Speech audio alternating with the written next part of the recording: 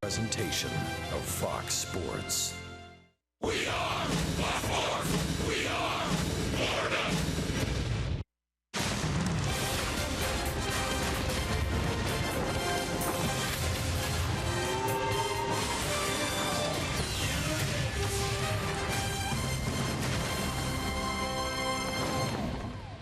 Cloudy and rainy and wet, but inside, ready to go. Marlins and Nationals back at it. Last night, the Marlins with a one-run win. Tonight, it's Nationals and Fish. Billy Blanks on the left, and back to the scene of the crime. Side of the old Orange Bowl, Doug Flutie. How about that? Tanner Roark on the mound for the Nationals. Jose Fernandez for the Fish. Wild card standings. With the win last night, the Marlins are now 4 back in a crowded wild card field. Hi, everybody. Rich Waltz, Preston Wilson. Still, the Marlins have a long way to go. But last night, a first step and a really nice one to take against a first-place team. Well, you got to like the effort. There's a lot of good little things in that game that show that the Marlins are playing team baseball. They're playing heads-up baseball, and hopefully they can catch a little magic here and go on a run at the end of the season. Well, Jose Fernandez gets the baseball tonight, and when he's up against the best, he's at his best. Toyota gives you an inside look at Fernandez against first-place teams at home and on the road. Well, Jose has the ability to step up to the challenge. He loves competing against the best because that's when I see him really shine. That's when I see the focus is there. That's when I see the dominance. And you look at the numbers, they speak for themselves. And because the Washington Nationals have been a first-place team a lot, those numbers carry over when Jose has faced the Nationals in his career in this ballpark or even up at Nationals Park. Take a look at these numbers. Jose versus the Nationals this year. 3 starts, an ERA of under $1.50. Well, it doesn't get much better than that. 3 starts, 3 wins, and that low ERA. It just goes to show when he feels like he's playing against the cream of the crop, that's when you see the best Jose Fernandez show up. I think people think Max Scherzer is the cream of the crop for the Nationals. He's got the biggest name. But the hottest guy lately has been Tanner Roark. You see his season numbers at 2.75, but his last 4 or 5 starts, he's been lights out. Well, he's emerged as the #2 guy now behind Scherzer. When the playoffs come around, they don't know how Gio's going to shape up because he hasn't been so good lately. Right now, Tanner Roark is second on that depth chart. A long way to go for the Fish, but a nice first step last night. They try to take another here tonight. Emails and tweets, best tools in baseball. And with the Marlins, that was a 466-foot homer. That'll be on the show as well.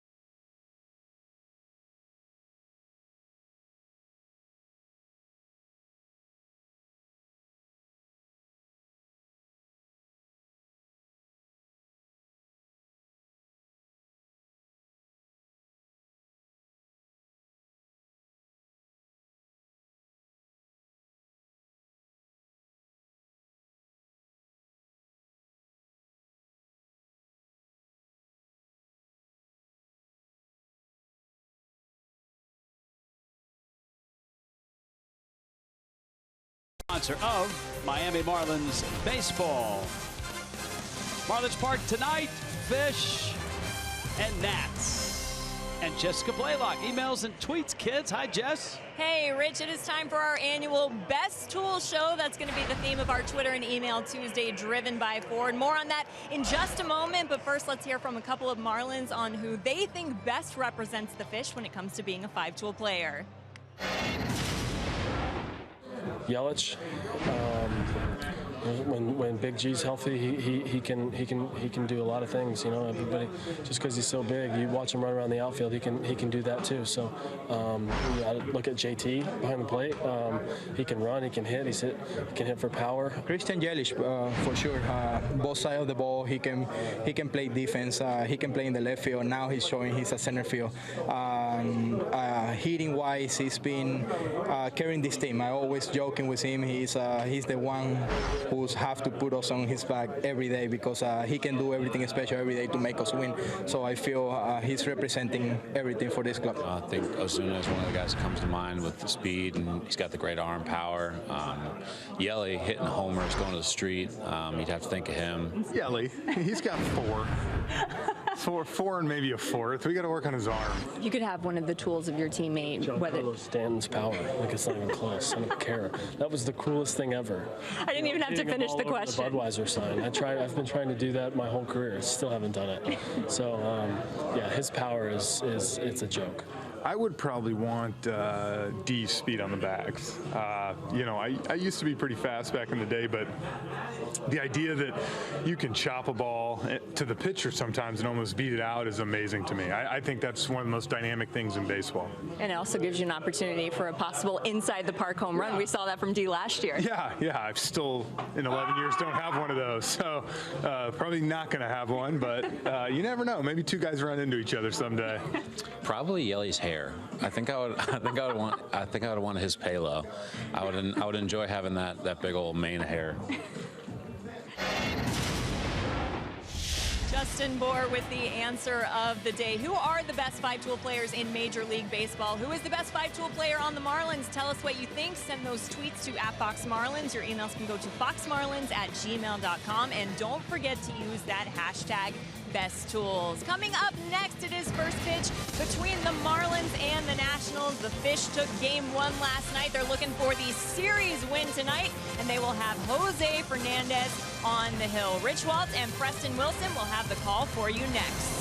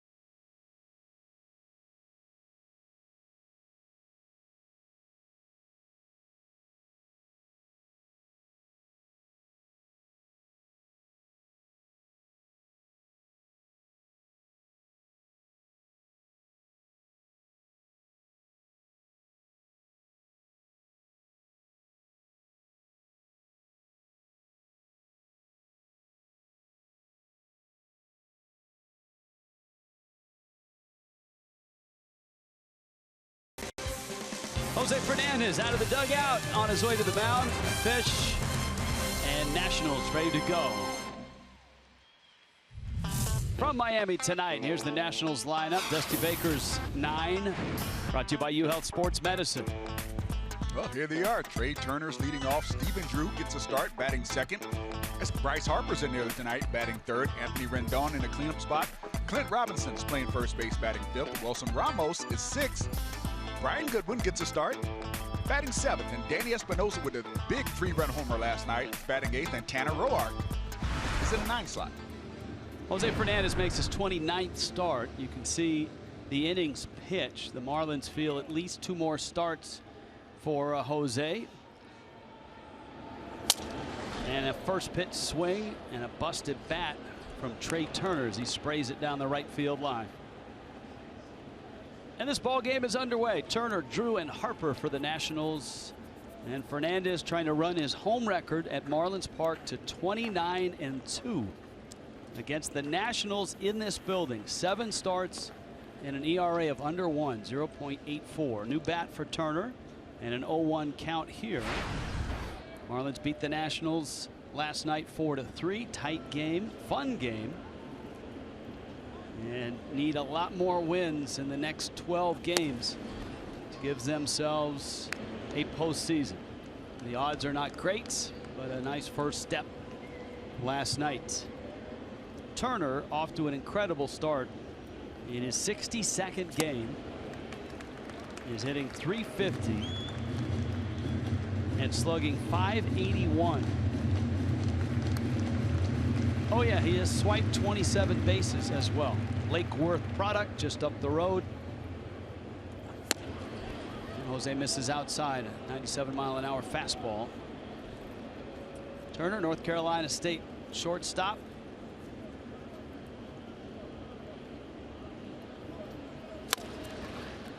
Slowly hit. Etch has to hurry, and he does. Quick release and gets the out. Defensively, what a play by D. Gordon last night, a key in the win. Southwest brings you tonight's defense. Marcell Ozuna, Christian Yelich, and Giancarlo Stanton. Justin BOUR and Martin Prado on the corners. Echevarria and D. Gordon. JT Realmuto behind the plate. And Jose Fernandez gets Stephen Drew. Dusty Baker's lineup last night did not have Bryce Harper and did not have Daniel Murphy in it. Tonight, Harper's hitting third, but Murphy is still not in the lineup. And some of the right-handed bats, especially against Jose, get the night off, including Jason Worth and Ryan Zimmerman. Drew lifts that one foul. There's Dusty Baker, Johnny B. Baker, the pride of Sacramento, California, trying to get his 4th team into the postseason. Giants, Cubs, and Reds, now Nationals. 2-1 to Drew, who's been a serviceable and versatile, say that 3 times fast, infielder for the Nationals this year. I like that little amalgamation right there, though. Serviceable with serviceable. That was it. Yeah, that was pretty good. I'm gonna have to remember that. It's kind of like a Brangelina. To right, Stanton, and he leaps and can't get it. Lands against the wall. Drew to second. He'll hold there.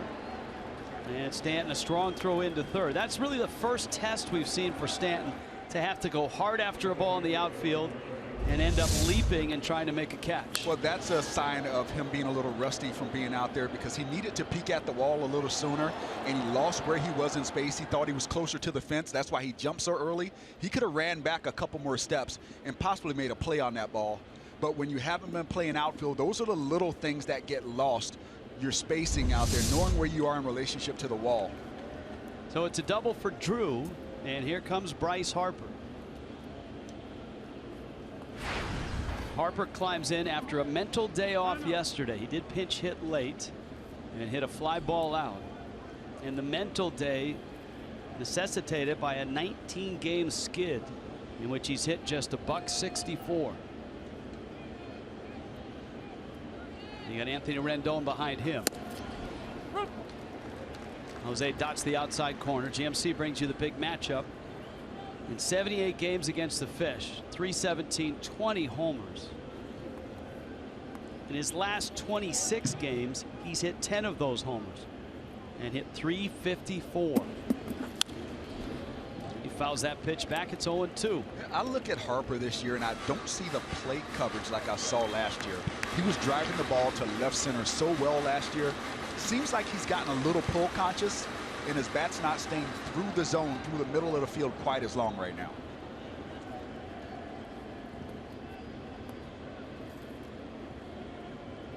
that the Nationals are still 88-62 with an off year from Bryce Harper.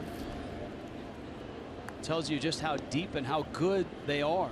Well, and Bryce also had a shoulder issue this year of running into the fence.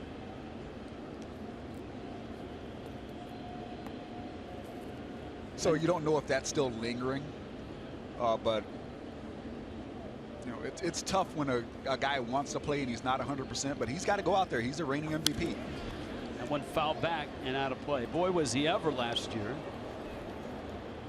330, 460, 649 was his slash line with 42 homers. 118 runs. That's just the pedestrian numbers of average homer and RBI. Harper drives that left center field.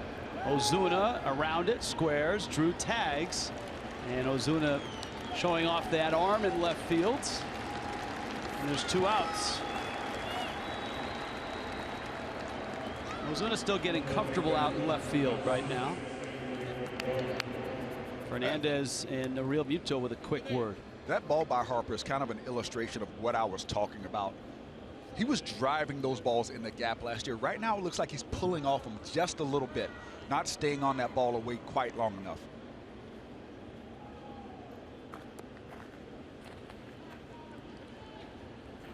Now Rendon, 0 for 4 last night.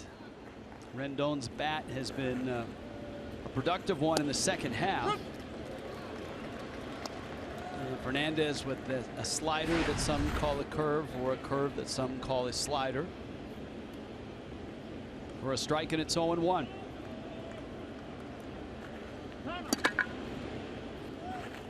That's Phil Cuzzy behind home plate. Stu Sherwater is at first. Tom Hallion at second. Dan Bellino at third.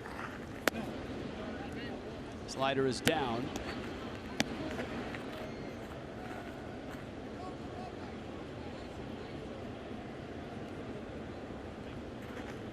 Outfield plays Rendon to right center.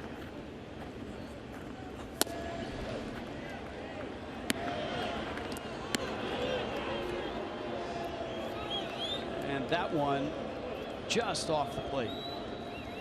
So Jose thought he had it. He wanted it, but because he got the call right.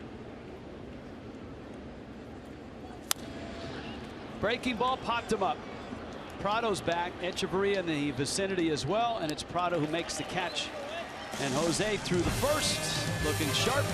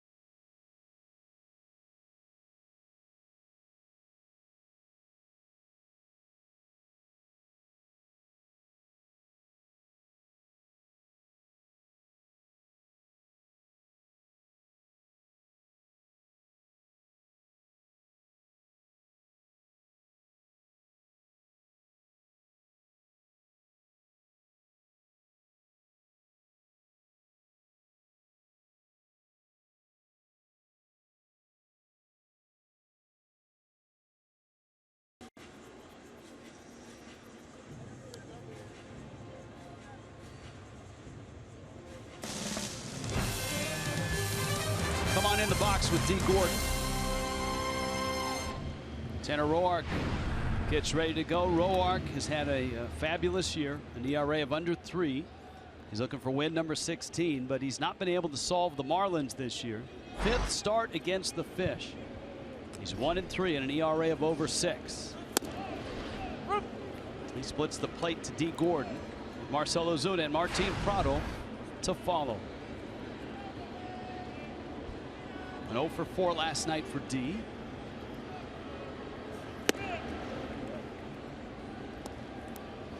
Roark has moved up the ladder in the Nats rotation, a rotation that kind of kicked him to the bullpen last year.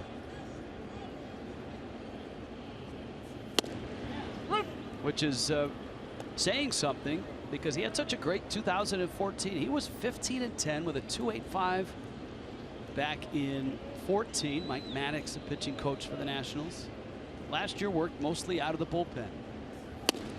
He's one of those guys, though. He's a fighter. He's kind of like Tom Kohler with that demeanor that he has. He's had to work for everything he got. He wasn't a high draft pick. He's had to battle his way up, and then after a great year finds himself in the bullpen, but he's still going after it. Now he's number 2 on the depth chart. Got in on D, and Robinson is there to get the out. Miami's offense, you've met D. Gordon. It's brought to you by UHealth Sports Medicine. Well, second is Ozuna. Prado is third. Yelich is fourth. Stanton is in the 5-hole. Justin Bour 6th. JT Realmuto is batting 7th. Danny Echevarria is batting 8th. And Jose Fernandez is at the bottom of the lineup, Rich. Giancarlo Stanton in that 5 spot. Here's Marcell Ozuna with Prado behind him.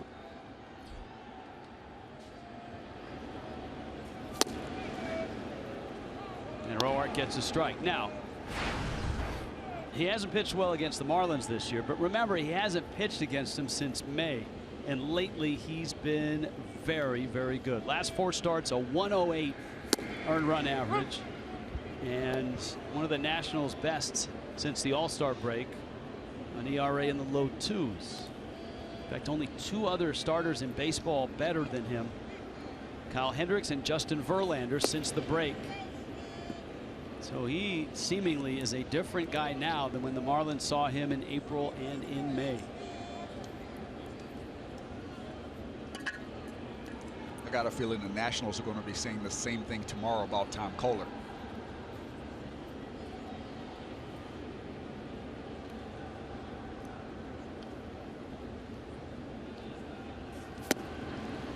And Ozuna swings and misses. Roark gets him to chase.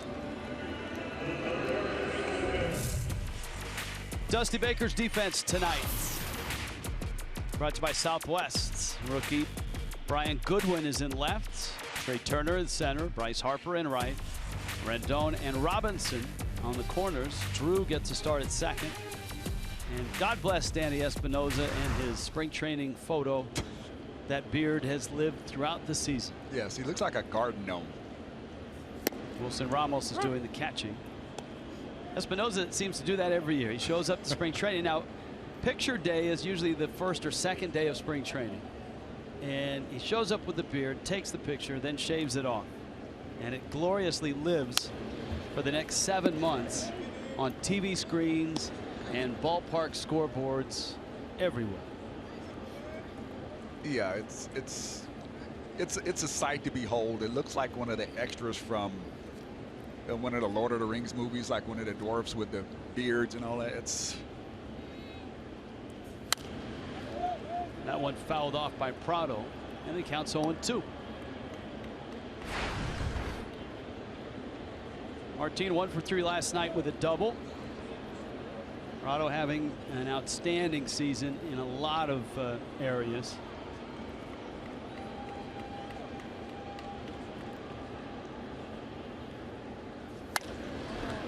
A liner finds Drew at second. And Tanner Roark goes 1, 2, 3 through the Fish in the 1st.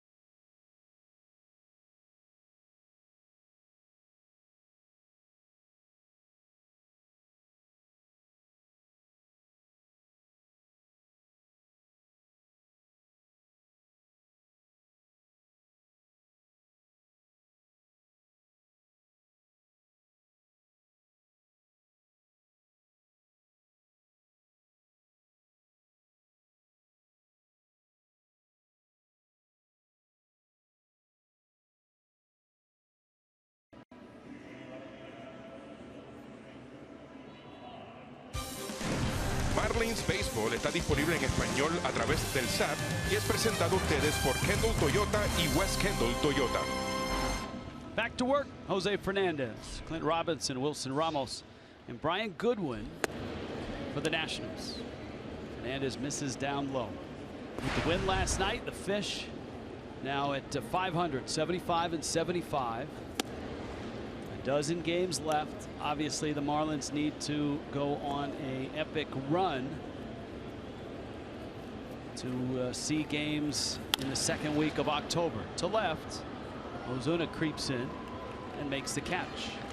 But the Marlins certainly got some help last night, and they'll be hoping for help tonight as well.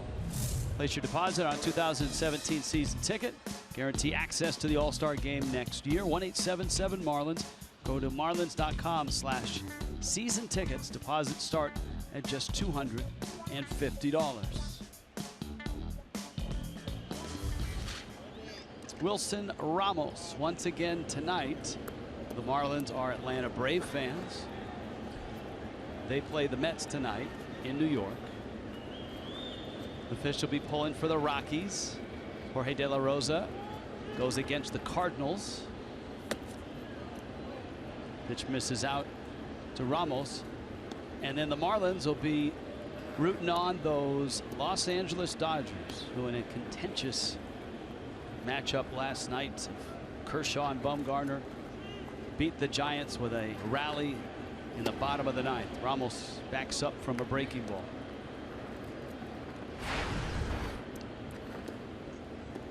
Cardinals, after their series in Denver, head on to Chicago to take on the Cubs. Marlins, of course, have the Mets for 3 to start next week.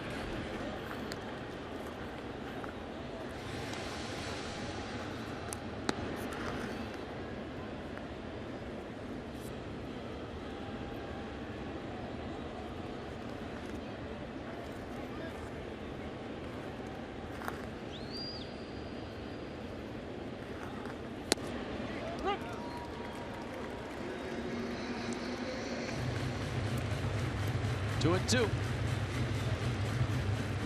Ramos 2 for 4 last night with a double.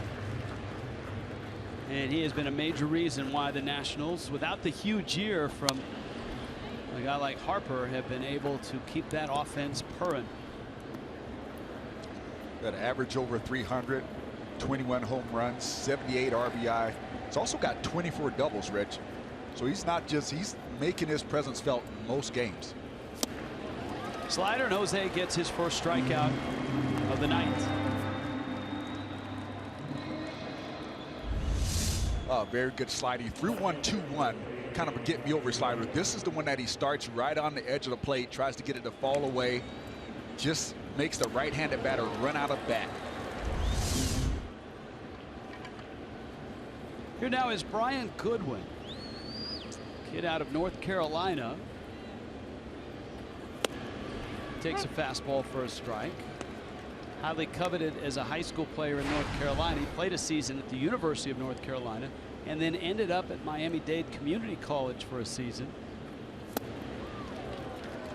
before the Nationals made him a supplemental first-round pick. He's really blossomed in the last year. He had an outstanding season in the minor leagues. Getting a start here tonight back in Miami.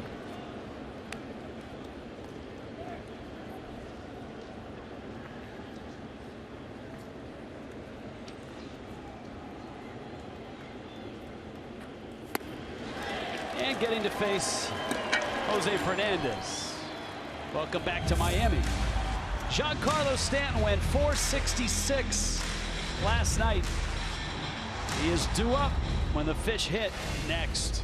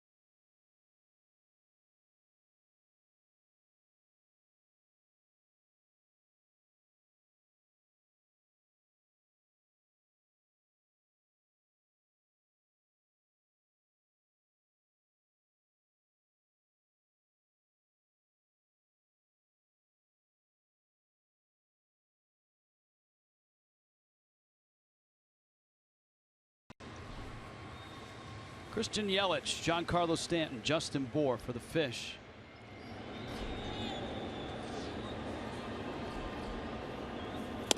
Tanner Roark misses outside. AutoNation brings you his scouting report. 6.23. That's his ERA versus the Marlins in 2016. Against everyone else, 230. Yelich shoots one into center field. That's a base hit. Let's finish up this scouting report, Rich, since I was starting on it anyway. Basic 4 pitches, fastball, curve, slider, change. He was a 25th round pick by the Texas Rangers in 2008. He was a 753rd player selected. And he pitches like it. He's got that chip on his shoulder. He does, and it was a weird deal. He ended up at the University of Illinois, and then left the University of Illinois and was pitching an independent ball before the draft. So he was with the Southern Illinois Miners of the Frontier League before the Rangers drafted him.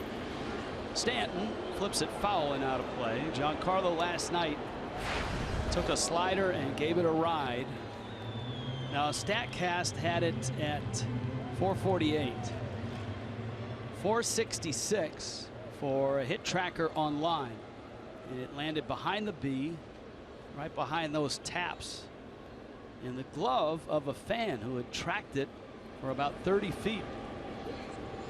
Yelich at first.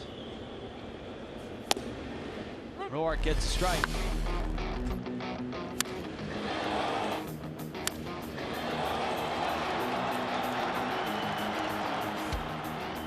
That's a long way to hit a baseball, Rich.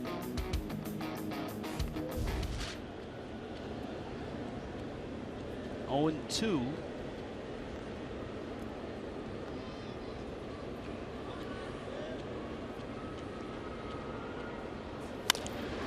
Stanton lifts that one shallow right. Harper charges in.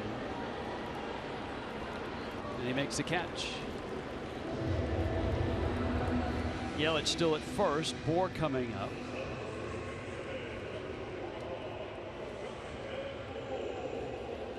Fox Sports is proud to team up with Positive Coaching Alliance and its mission to develop better athletes, better people by working to provide all youth and high school athletes a positive character building sports experience. Visit foxsportsupports.com to learn more. Emails and tweets tonight. We'll jump into those shortly. Best tools is kind of the theme, using Baseball America's annual Best Tools issue, rating talents in all of Major League Baseball and minor league baseball as well. Justin Bour last night, if we were doing it on a game-by-game basis, would have my vote as best base runner last night with his exploits late in the ball game. That was definitely a display on that you don't have to be fast to be a good base runner. He was alert, did a great job getting back on that line drive, not getting doubled off, got a great read from third on a contact play, got a great secondary, good jump on the ball. Just all around good play from Justin last night.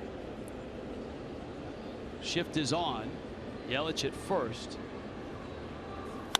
Bour cracks one to right, and that's a bullet that ends up in the glove of Harper.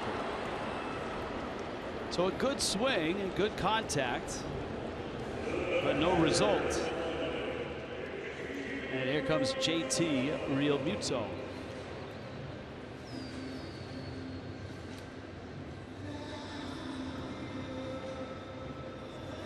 Speaking of base running, if you wanted to go best base runner in that Baseball America issue, in the National League, Starling Marte, Billy Hamilton, D. Gordon.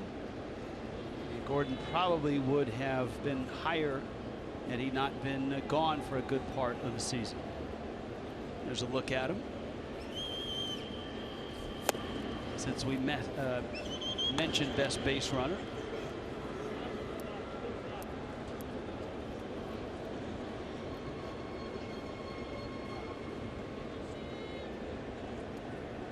American League, you've got Jose Altuve, Mookie Betts, and Mike Trout. And that's best base runner, not fastest base runner. throw to first, because those two often get confused. Just because a guy's fast, as you noted, talking about BOUR, doesn't mean he's a great base runner.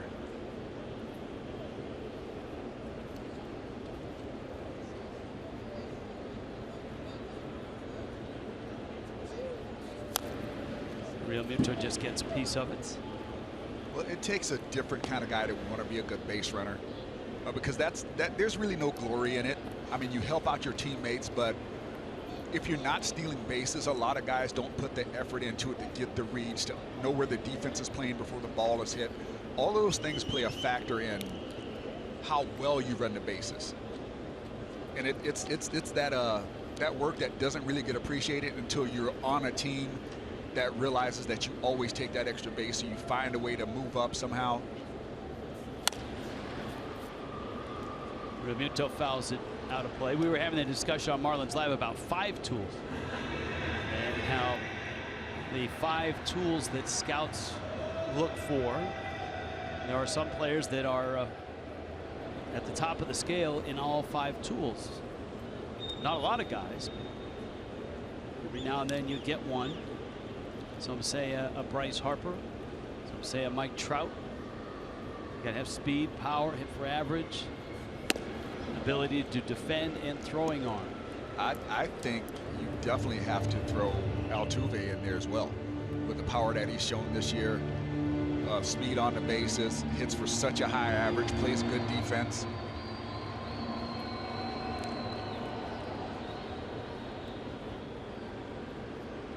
Realmuto battling with a count 1-2 against ROARK. Yelich still at first after a leadoff single. That pop-up might be playable. Robinson leans and makes it the catch. Marlins leave that runner. We'll dive into the emails when we return.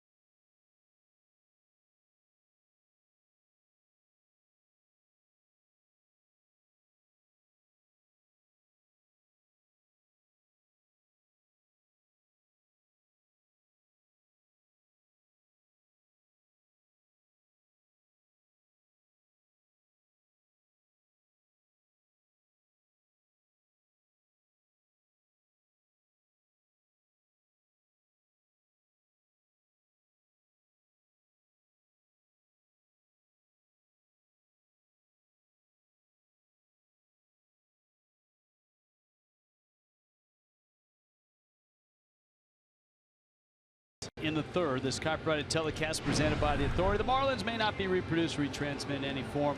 Accounts and descriptions of the game may not be disseminated without the express written consent of the Marlins. Danny Espinosa, Tanner Roark, and then Trey Turner.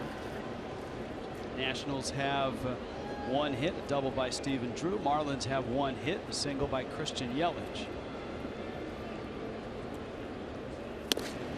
And a strike and an email for Preston Wilson. Opens our night. And this is from DVD Cole. My 5-tool guy is Marcell Ozuna. Better arm than Yelich, more speed to the gap, more power to the gap. Who's your closest to a 5-tool guy in a Marlins uniform? I mean, argue. Ozuna is hard to argue. He's definitely one of those guys that throws well. He runs well. He's got power. Up until about the last month or so, the average was pretty high up there. I like that pick. Nothing wrong with that.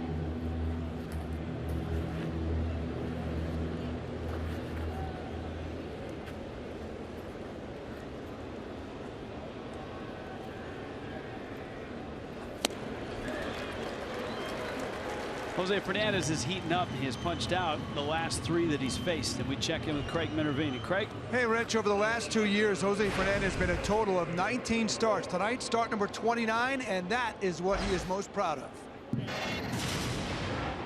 My only goal that I had this year was, to pitch the whole year and stay healthy, and I think that, knock on wood, we're pretty much accomplishing that and getting there. We still have a couple of starts left, and, I don't see why. I don't see why something can go the other way. But, I feel healthy, I feel strong, and I'm really happy about that. Guys, Jose told me the thing he was proud about, this plan was laid out in spring training, and they stuck to the plan, never deviated, no matter what happened to the season. The plan missed starts, keeping fresh, and being able to get perhaps 30 or even more starts if the Marlins are still in it. They talked about that range being in the 180, but that is a range, and if the season becomes even more important over the next week or so, he'll stay in the rotation. Here's one question, and if you're Don Mattingly, here's the question. Do you potentially give Jose an extra day if things are still important and they matter over the weekend? Let him pitch Monday against the Mets. I think I would. Guys? You mean not throw him? I don't know. Not throw him Sunday. Boy, I don't know. It's a home start. You need as many wins as you can. But do you think you can possibly, and it's a tough one because if you lose Sunday, you're right, that's as important as Monday. But if you think you can win Sunday, maybe you won't come out and say this, and you give him an extra day, which is a benefit, and then you pitch him directly head-to-head against the Mets. Well, this time, Monday. It's a possibility. It is a possibility, but this time of year, you got to take care of today first. And you can't bypass today thinking that you might win and end up losing a game because you didn't throw your best guy on that day. It's one of those things where I understand the idea of trying to pitch him against a better team, but the Marlins haven't exactly played that well against the Braves this year overall. So it's a tough one. Listen, I asked Mattingly directly, and I said, look, you don't have to tell me. This was off camera. You don't have, and he's immediately after I said, he said, I'm not going to tell you. So I just wonder. We'll see, right? But you're right, Preston. It may all be moot. The Marlins can only hope it's an issue over the weekend. I don't know that you want to send a signal that the Sunday game is not as important as the Monday game. And if that Monday game, like you just pointed out, Marlins lose on Sunday, that Monday game might not mean as much. Jose right now with a count 0-2 to Trey Turner with 2 outs in the 3rd. Best tools is the theme tonight. And right now, it's Jose Fernandez's ability to get outs that is shining for the Fish. Gorgeous night in Miami.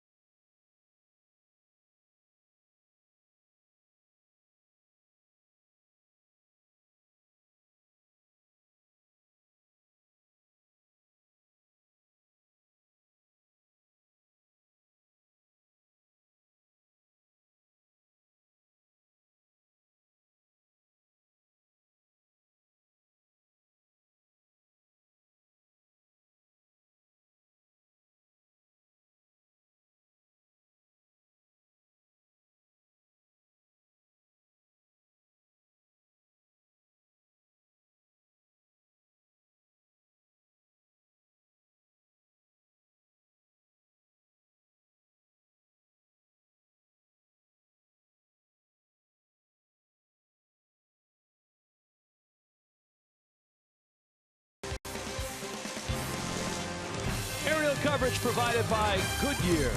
Covering the bases with tires for superior performance all season long. Goodyear, more driven. Emails and tweets tonight, our social media nights driven by Ford. Here's how to find us.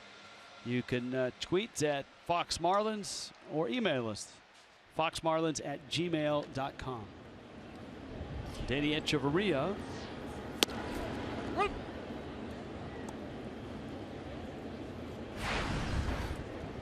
Echeverria, 0 for 2 last night. You got Jose and then Gordon up against ROARK.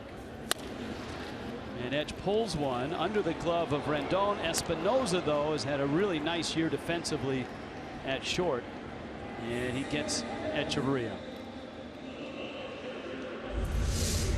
Yeah, he's been really good at shortstop. I've seen him play second base in the past, but man, he looks like a natural shortstop with the grounding coverage. He's got good arm strength. He makes all the plays. Now, best defensive shortstop on the list from this Baseball America issue did not include Espinosa, though I think he deserves heavy consideration. But Echeverria was second to Brandon Crawford. Jose takes a pitch for a strike. Zach Cozart is third. Of course, Andrelton Simmons got traded out of the league. And of course, on the American League list, Andrelton Simmons is at the top of the list. Francisco Lindor, we saw him in Cleveland. Jose Iglesias, we saw him in Detroit. Well, I think Danny's actually close to being at the top of that list. The one thing he has to combat is the errors on the easy plays. Those seem to be the plays that he kind of takes for granted at times. But that's a little unusual to see Jose Fernandez not swing the bat. ROARK gets a strikeout and brings up D. Gordon. There's some really good sarcastic emails and tweets about best tools for the Marlins.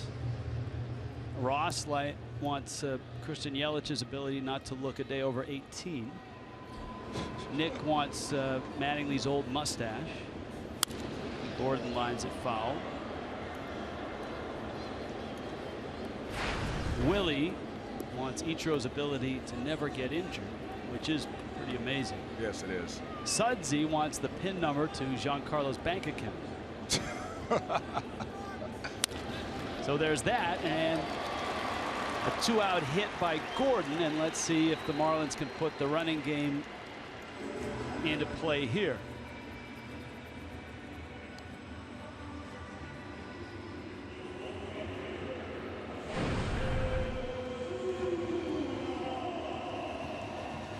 There's your matchup tomorrow night.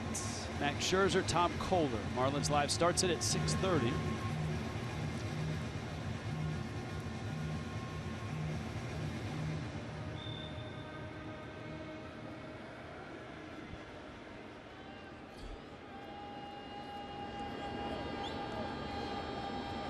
Ramos throwing out runners at just over 30%. ROARK chases him back. You can run against ROARK. 15 stolen bases, 22 attempts.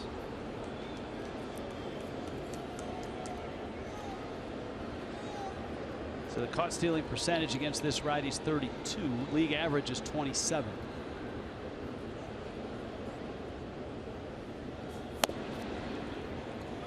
The comparison that I've heard a lot of people use with ROARK over the last month has been Maddox-like in the way he fields his position, the way he can move that two-seam fastball from a left-hander's hip out over to the plate.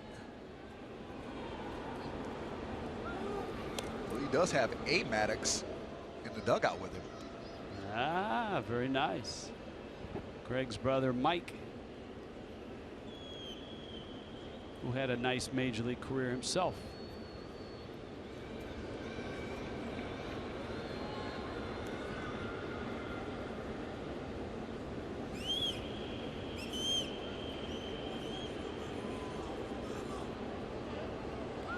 Of course, Greg Maddux won 355 games.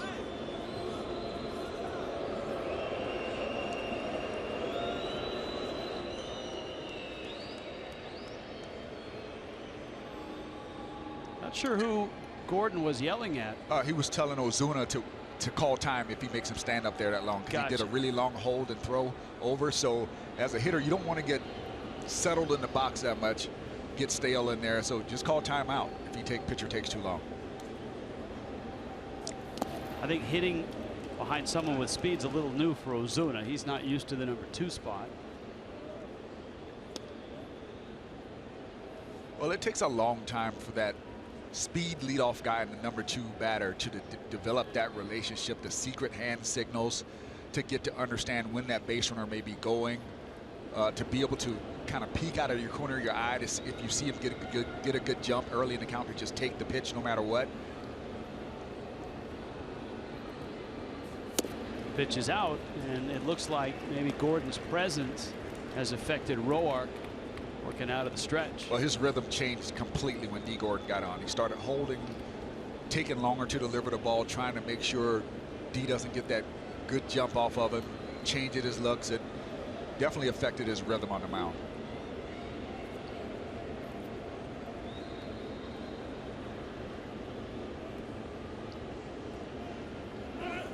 Gordon runs, pitches low, and D actually headed back to first. So he was bluffing, and now he'll take his base as OZUNA walks, and that brings PRADO up with 2 outs.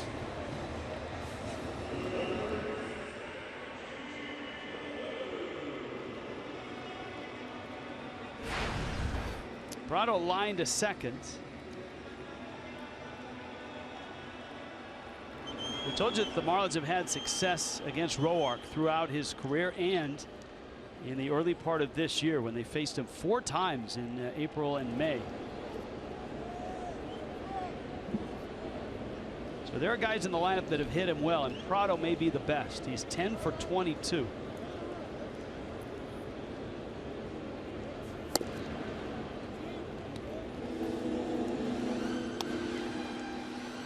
One and 0.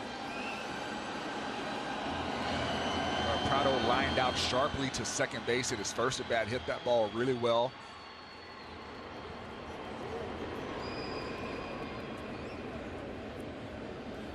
Hopefully can find a hole this time.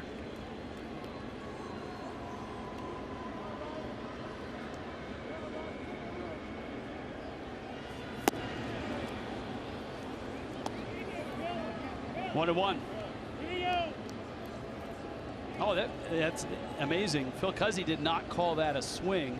The Nationals got an appeal, and he did swing. I thought it was pretty clear that he swung. That just goes to show you that it's almost impossible for that home plate umpire to really see a swing and track the ball at the same time. I'm with you. I think that should be an automatic ask to either corner, depending on which side the hitter is. I mean, this is clearly a swing.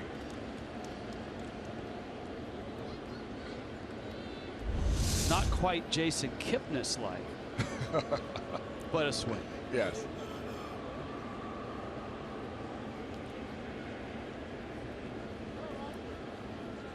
Two one. PRADO takes out, and ROARK, after giving up the 2-out single to D. Gordon, fussed and worried about Gordon at first, walked OZUNA on 4 pitches, and has thrown just 1 strike to PRADO.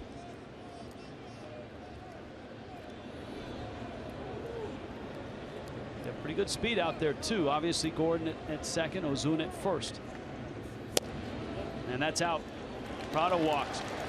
Bags are loaded. Here comes Yelich, and here comes Mike Maddox. Yeah, well, it's not going to get any easier for ROARK right now with Yelich coming up. You see the split here in the bottom of the 3rd.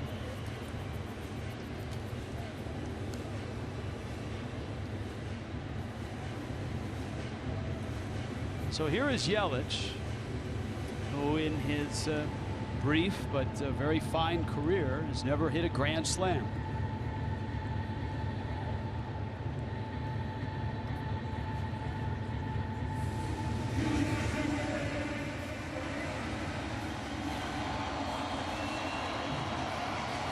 The power really has surged since the All-Star game. Reflected in RBIs, reflected in home runs. Right now, the Marlins would take just a simple single to get on the board, especially with Jose looking as sharp as he has so far. Outfield a little bit towards left center. Yelich backs away. 1-0. Yeah, ROARK seems to have lost his rhythm, lost his release point. Well, Yelich is not a guy that will help a pitcher out. He has a good understanding of the strike zone.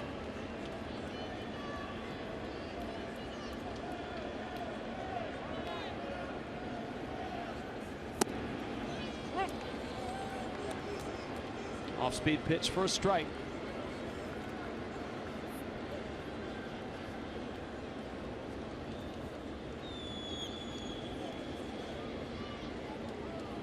Bases filled with Marlins. And the 1-1 from ROARK. Yelich, a liner to short. Espinosa has it, and Miami leaves them loaded in the third. ROARK and Jose scoreless so far.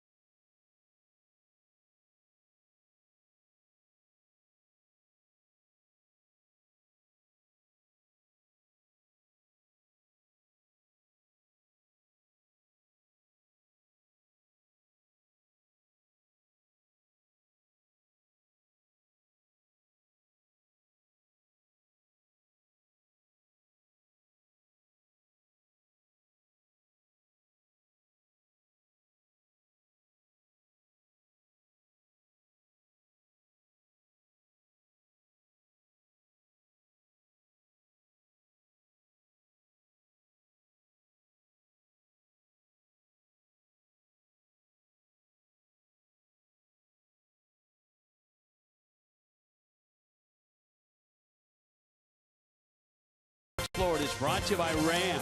Get power you can depend on at Ram Power Day. By Southwest Transparency, low fares, nothing to hide. And by your local Toyota dealers, let's go places. South Florida. Down here in Miami, the Marlins and the Nationals are scoreless. Fourth inning.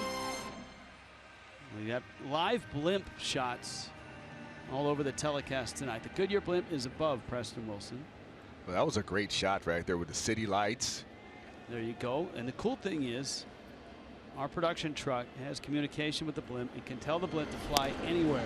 Oh, anywhere. That's nice. So if you want him to go out to the Grove, if you want him to go South Beach, Key Biscayne. Nice. Parkland Golf and Country Club. Whatever you need. Can they give me a ride home, Rich? Yes, but it's a little more expensive than Uber, my friend.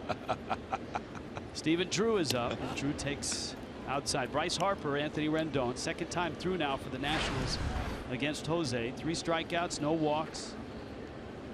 And Drew's double, the only hit. Drew hit a fly ball over the head of a leaping Giancarlo Stanton off the wall. That was back in the first. Marlins box score isn't that much more substantial than the Nationals. Marlins have just 2 hits.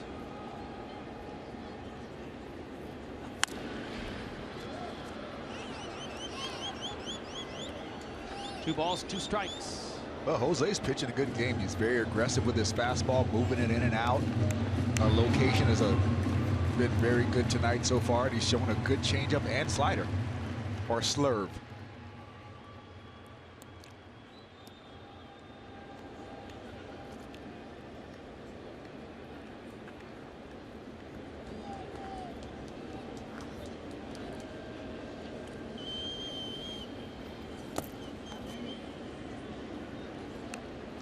Ball in the dirt.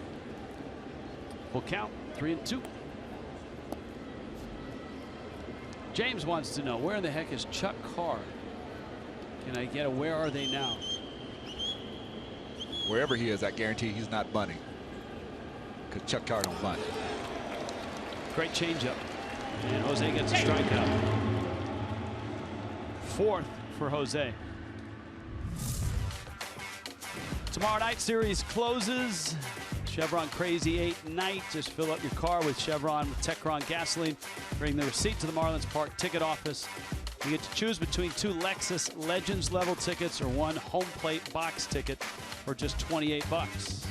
Visit your local Chevron dealer tonight or tomorrow.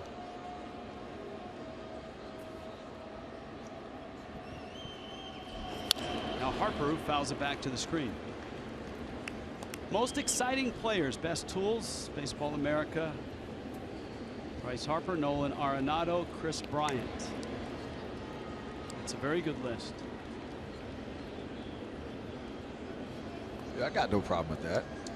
Arenado is an RBI machine. Chris Bryant can go yard any at bat.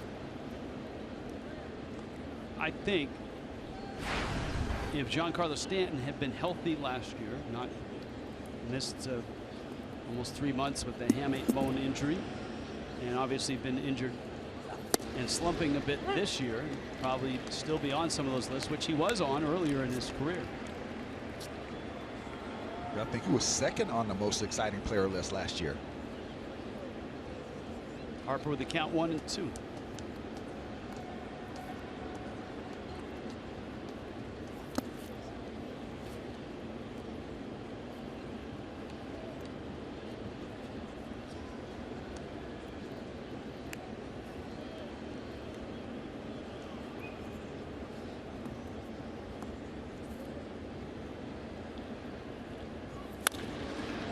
Liner to center, Yelich back, and he makes the catch.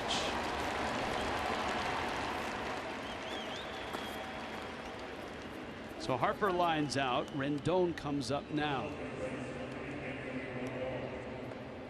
Dan wants to know which Marlin player or players will we see in the World Baseball Classic. Remember, the World Baseball Classic first round is here at Marlins Park, and Team USA will be playing.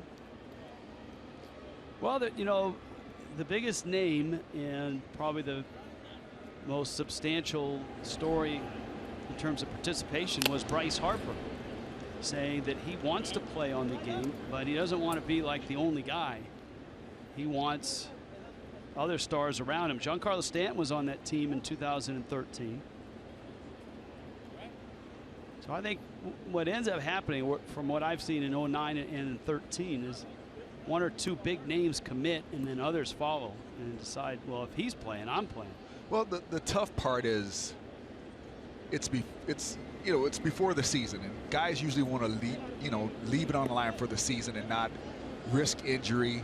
You have to start preparing a whole lot earlier, get your body in shape earlier, and depending on what you've gone through the year before, you know, some guys don't want to break that routine off so early. They want to make sure they get their full rest and make sure that they're competing for their ball club as opposed to for their country. Yeah, I hear all that, but having seen it up close and personal, it's a really cool event. Fastball from Jose with a strikeout.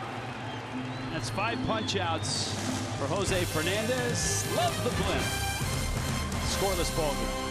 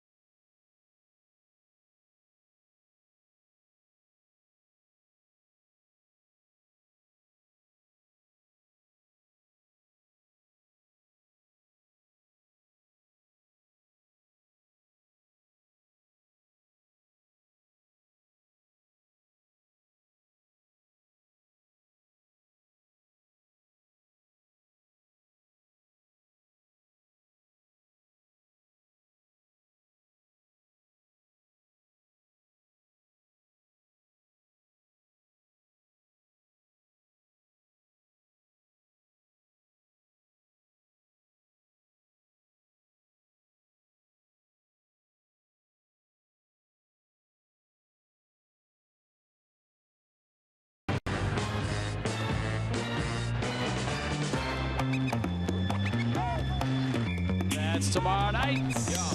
Max Scherzer, Tom Kohler. 6:30 start. South Florida Honda dealers. Get you ready. Here's Giancarlo Stanton. Second at bat. Fly to right his first time up. He takes in. Of course, last night, Stanton's home run, 466 feet. It's his 4th longest this year. He went 470 against Jacob deGrom in New York. 490 against Hector Neris here against the Phillies, and 495 in Colorado against Chad Bettis. And that 495 for Stanton is the longest one in his career. 1 foot longer than a 490 footer at Coors Field back in 2012. Shoots that one foul. He's hit listen to this. He has hit 24 homers of over 460 feet in his career. He's got massive power.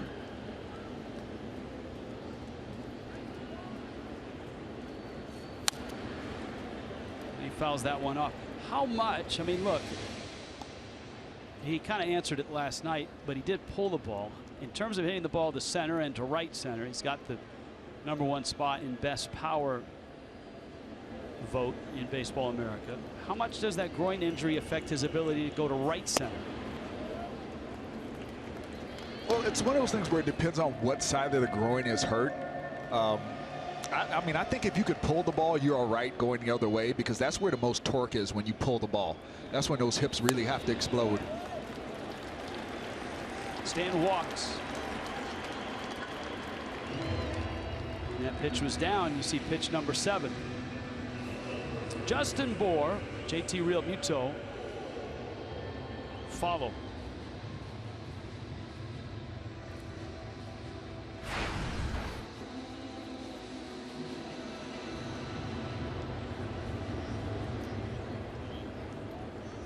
Bour hit a liner to right back in the 2nd. This is one of the spots that really concerns Don Mattingly about having Giancarlo in there as a starter. Little roller. Stanton on his way to 2nd, and he'll slide. Out recorded. Bour is safe at 1st. And we check in with Jessica Blaylock. Jess? Hey, Rich, there is an awesome event that's coming up this Sunday at Marlins Park. It's a 5K, and for the first time ever, the course is actually going to run through the ballpark. I'm standing on part of the course right now. Actually, I got a sneak peek of it earlier today. There's some inclines. It's a little bit challenging, but it's going to be really great. After the 5K, there's going to be a catered brunch. Then you get to go to a party at the Clevelander, and then you get to come to a ball game. And the best part about the 5K on Sunday, all of the money that is raised is going to go towards pediatric cancer research. For more information or to sign up, go to marlins.com/5K. Guys. Jess, you're rocking the old school teal in that clip there. I was trying to blend in, but I don't think I did a very good job. Everyone else was wearing these bright oranges and yellows, and yeah, I was trying to rock the teal, but either way, I just wanted to make it through the run, guys, and I did, so I'm proud of myself. Jess, you're the happiest person I've ever seen running. Backhanded Espinosa out there. Wide throw, and a wild throw from Stephen Drew. Realmuto, who runs well, will hold it first. That ball stayed in play. This, you know what? He is a, I think, vastly underrated shortstop who should be getting more attention. That's not a great feed, and that's one of the reasons Drew yanked the pivot. But Espinosa's had a really good year defensively. Yeah, it just looked like Drew didn't have a really good grip on that ball. Tried to get rid of it quickly and didn't have a good grasp on it. Kind of threw a palm ball over there to first base. And Chavarria now bounced to short.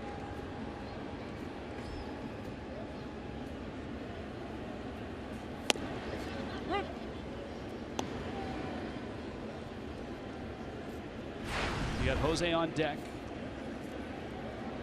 Miami has just 2 hits against ROARK.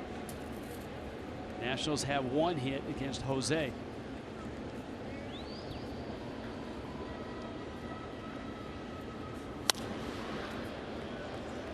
Echeverria, a soft tapper out to second. And Miami leaves another runner here in the fourth. On to the fifth. Goodyear blimp. Beautiful.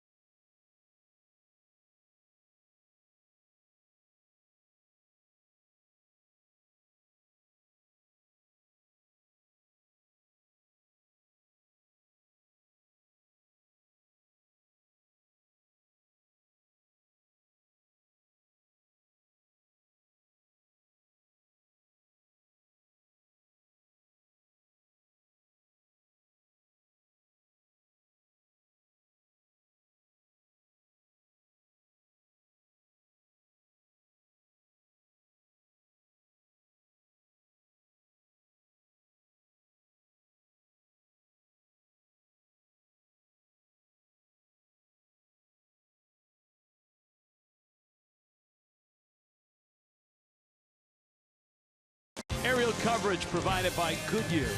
Covering the bases with tires for superior performance all season long. Goodyear, more driven. Emails and tweets tonight at Fox Marlins. For Twitter, foxmarlins@gmail.com. Ask us questions. Tweet your thoughts. Send us photographs.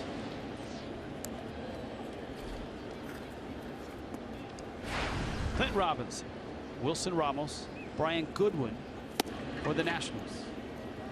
And Fernandez looks like he's got that laser focus tonight.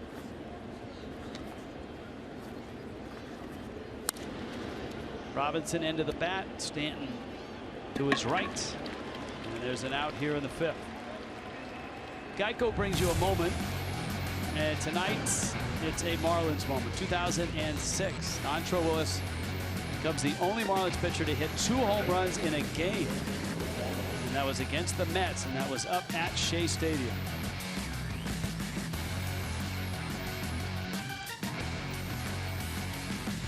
D-Train with that big leg kick had good power, man. One of those home runs actually hit the scoreboard. He could hit. Out in right center field at the Big Shea.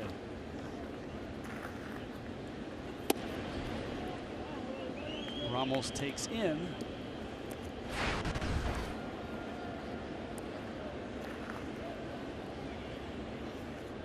Ramos just 2 for 15 against Jose in his career. I mean, if you've got dominant numbers against the team, as Jose does, there's going to be guys with big offers. The guy now in Texas, Ian Desmond, 0 for 17 with 12 strikeouts against Jose.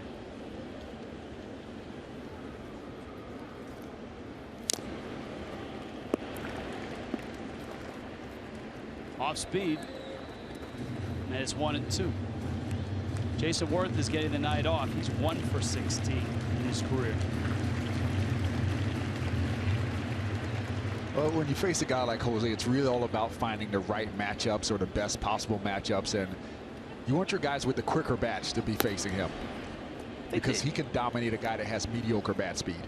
I think the interesting thing is when you face a guy as many times as they faced him, you would think that you'd start to have a little more success. But that hasn't been the case. Yeah, sometimes that guy's just better. You know, his pitchers are sharp. He's got good velocity. And when he's hitting location, when you're throwing 97, 98 miles an hour, and you got a good swing and miss slider, you got a good changeup, it's hard to know what's coming. We've seen him throw some breaking balls behind in the count tonight. 2-2. That is a strike 3. Laser beam. 6 strikeouts for Jose. 247 punch outs on the season. Yeah, and when you guess and try to hope for a slider, then he throws 98 right on the edge of the plate.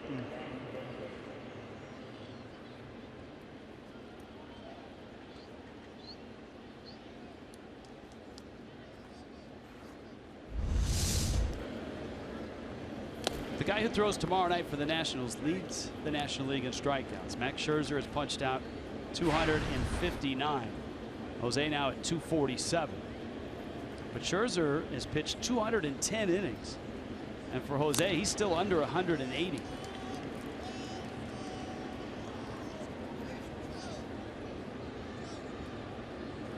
Well, Scherzer's one of those guys that I love to watch pitch because he's such a competitor. You know, and even when he's not in his top form, he still goes out there and competes and tries to find a way to will himself to stay in the ball game. Brian Goodwin struck out in the second. Jose may have gotten a corner there from Phil Cousin. Counts 1-2. He is dealing. Wow. 98. It was a rumor. Abuela and mom in the house. Jose Fernandez, 8 strikeouts. Scoreless duel.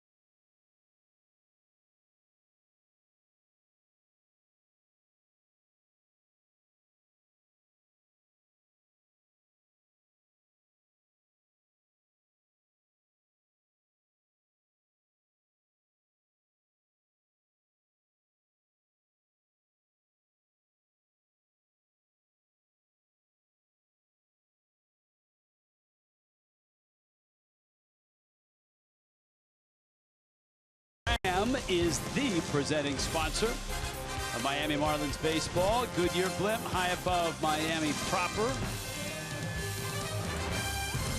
In a scoreless game.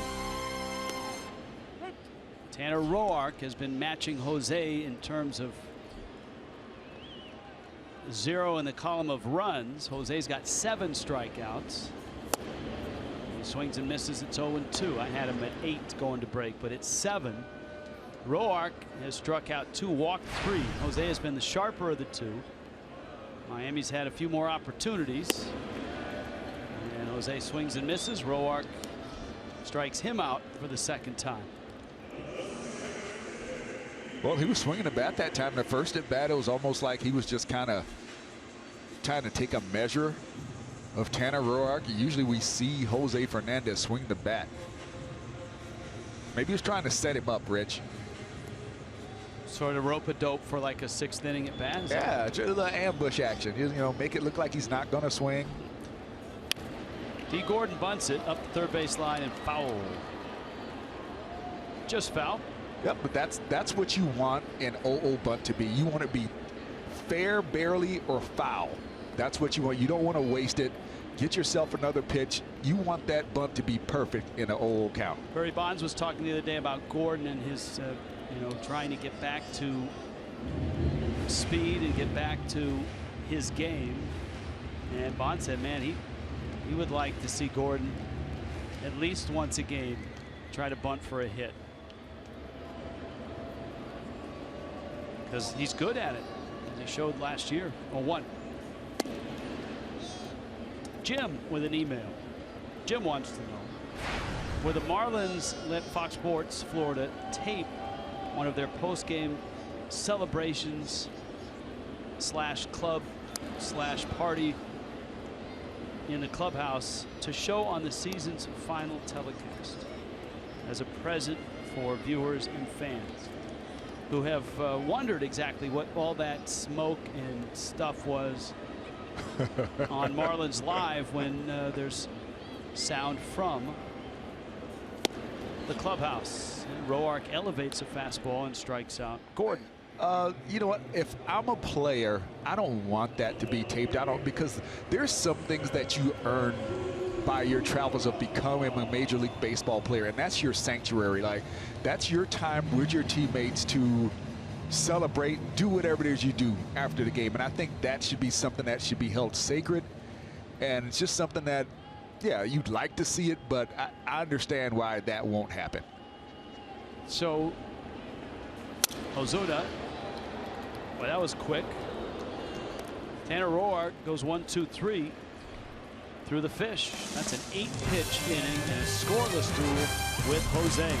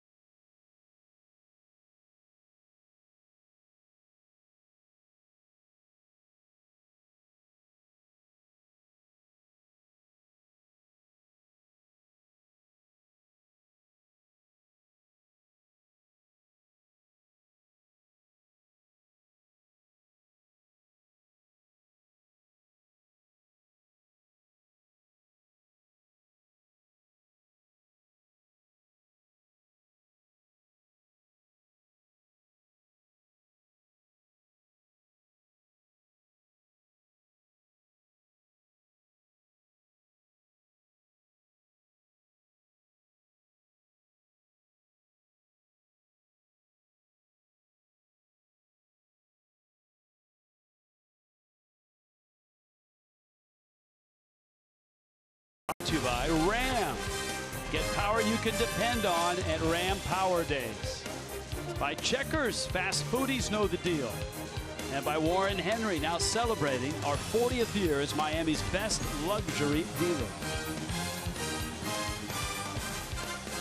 You are looking live at American Airlines Arena, soon to be the hub of activity in the Miami sports scene with the heat coming back.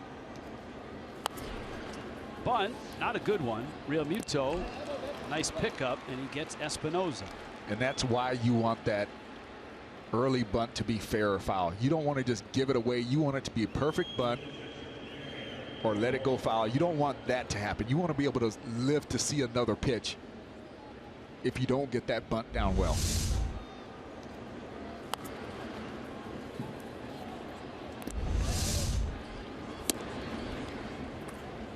Well, here's Roark.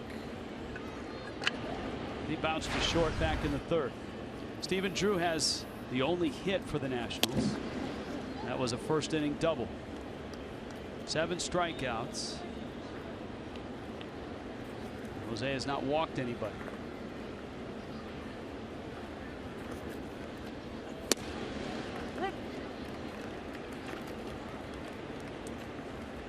Scoreboard check. Mets 1-0 over Atlanta, bottom 4.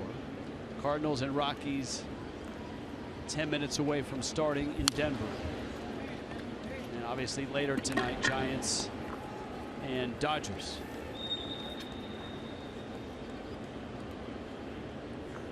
That is a Johnny Cueto versus Rich Hill start. Marlins know all about Rich Hill. Fernandez thought that breaking ball came far enough. Let's get a look at it. See a slider. He didn't really get out front of it far enough. It may have nipped the upper inside corner of the plate. Yeah, that one did. Because he said, all right, you got your strike. And that is his 8th strikeout.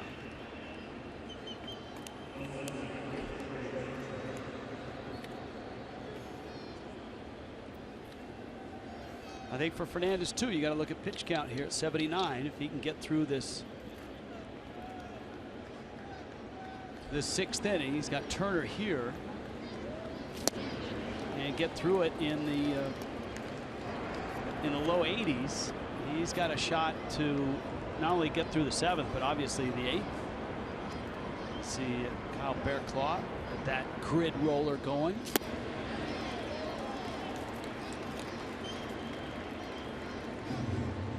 Now Turner has missed a couple of really good hard curves or sliders, whatever you want to call it.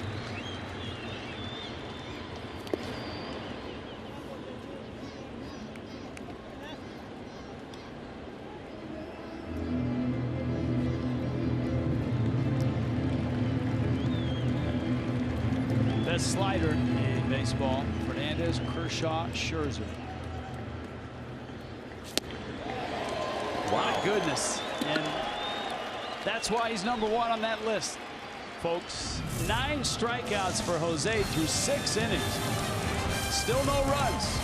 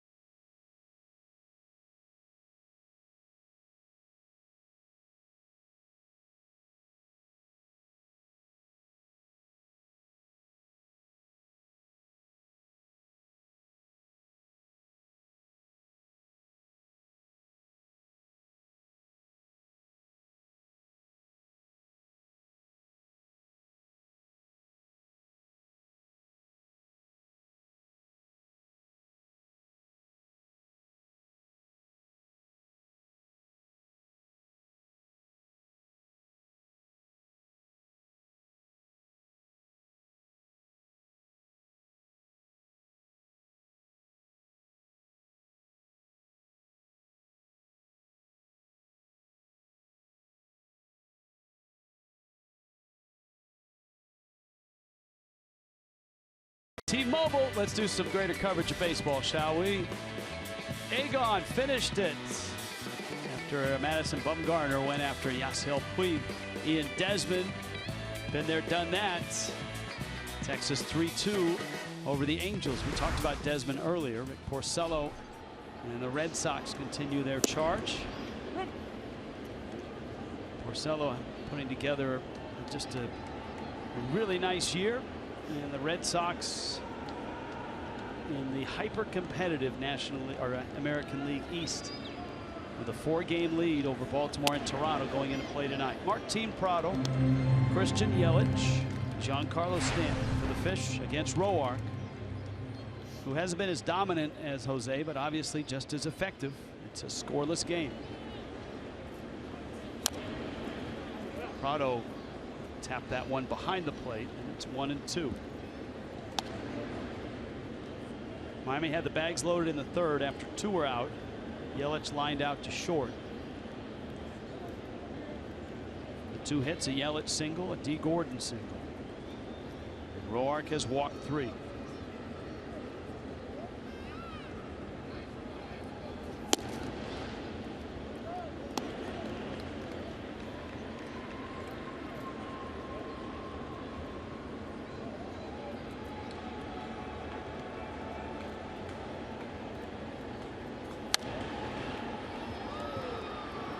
To start a game in Major League Baseball and not allow any runs, regardless of how far you go in the game, is pretty impressive. ROARK has done it 9 times this year, more than anybody in baseball. 9 starts with 0 runs allowed. Wow. Breaking ball out to short. Espinosa loads up and gets the out. Well, he's got that ability to stay off the barrel, really to get you in a little bit and jam you, or just off the end. What makes that happen? Late movement and good location. That's really what that's all about. Because when you attack a pitch as a hitter, that late movement you don't see. You don't see that last couple feet because you have to start your swing before that.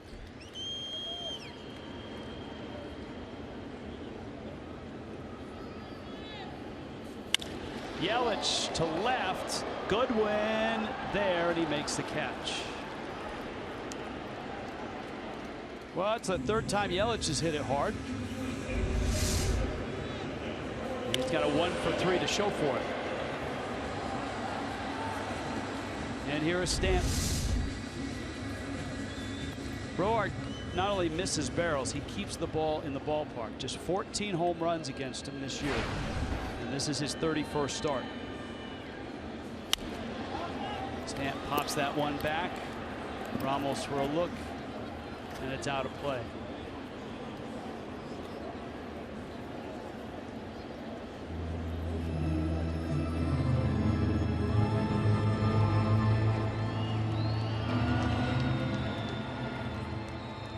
Of course, last year in the rotation, Doug Fister, Gio Gonzalez,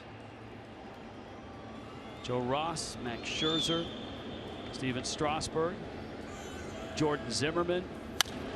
Stanton to the right. It's deep. Back goes Harper. Gone. Opposite field. And Miami has the first run of the night. The last couple nights, he's seen the ball so well, taking his walks, taking good swings on good pitches to hit.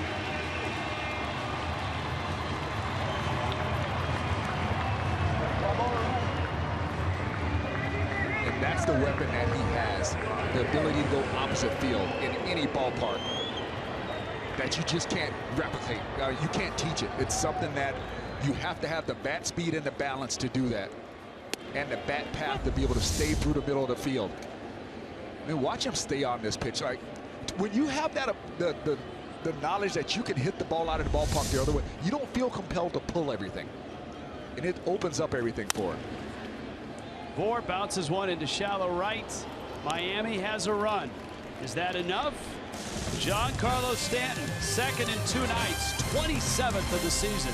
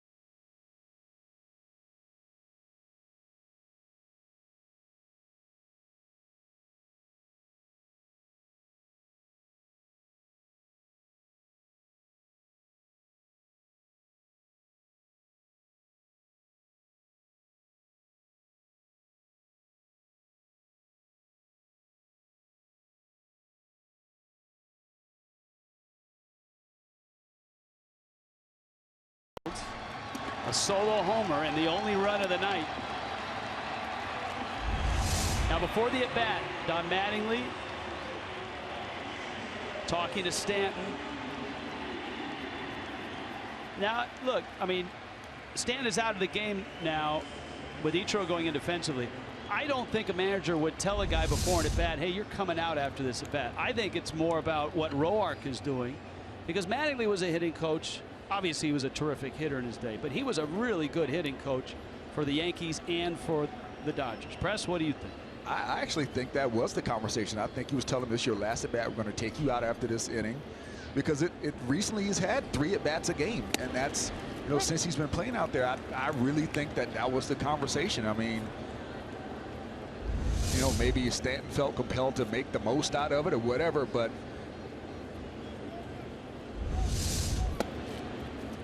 maybe Stanton said, look, you can take me out if I hit a home run. And that would be the last time I'd want to come out of a game, is after I hit a home run. Stephen Drew up now, so the focus is back to Jose. He's 1-2 on Drew. Well, that's been the plan, is play Stanton for 3-4 at-bats into the 6th or the 7th inning, and then get him out. And the Marlins, and remember, and the reason is this: when you rehab from an injury like that and you go down to the minor leagues, you don't play 9 innings right out of the chute. You play 4 or 5 innings, and you do it a couple, 3 times in the first week with a day off, and then you ramp up from there. And the Marlins are having to do that with Stanton. 10 strikeouts now for Jose as he pours that one across Drew. It's a strike. Drew lingers at the plate, and he and Phil Cuzzi exchange opinions. You saw it on Fox Tracks. It had the corner and it had the knees.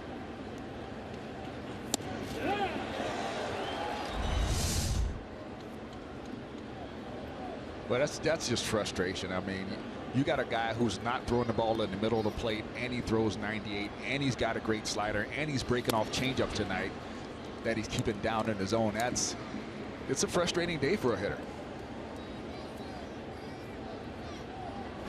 Harper's flied out, lined out. Since the double in the first by Drew, Fernandez has retired 18 straight.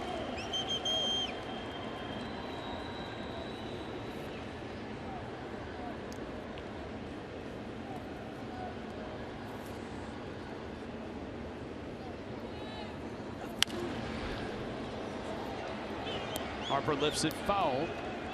96 on the fastball.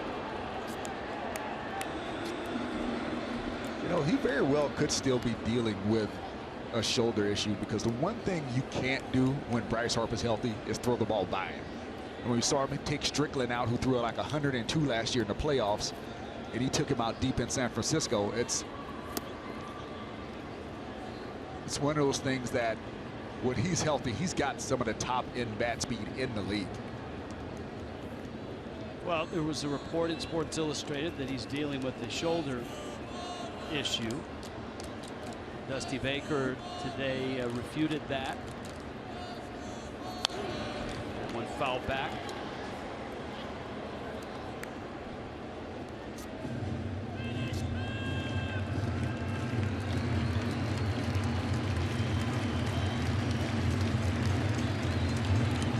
Two and two.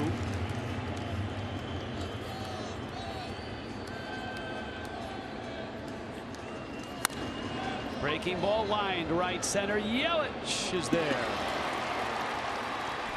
Gap to gap. Yelich runs it down. 2 outs here, the 7th. Wednesday showdown tomorrow night, brought to you by La Lechonera. 6:30 start, Nationals and Marlins. It's Scherzer and Kohler.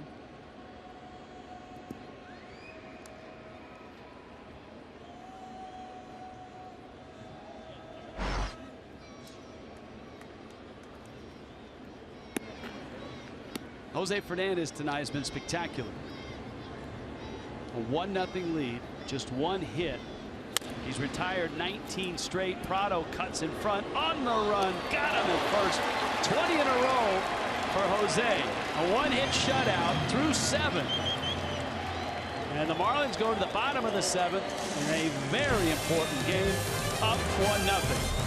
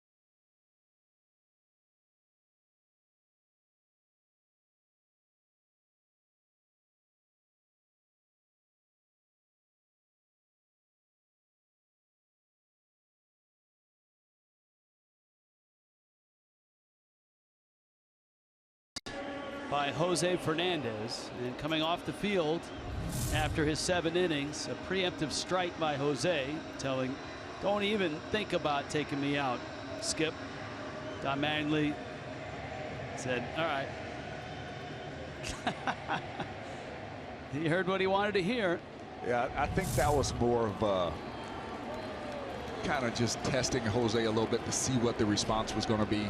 I don't think he had any intention of taking him out, but I think he wanted to hear the right thing. No, right. Well, now there's still the possibility he does take him out. He's due up 3rd this inning. If the Marlins put runners at 2nd and 3rd and nobody out, there's a good chance they'll pinch hit for him. But Jose is hoping he gets a crack at ROARK to hit here in the bottom of the 7th. Real Muto, Echeverria, and then Jose.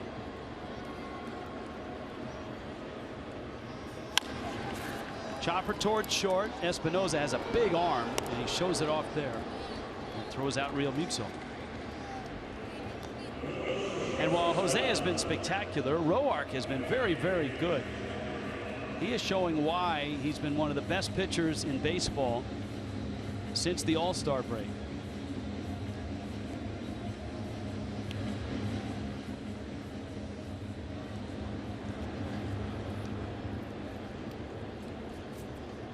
Four strikeouts, 3 walks, just 3 hits. And Echeverria did not swing. Counts 1-0. Echeverria's bounced out twice.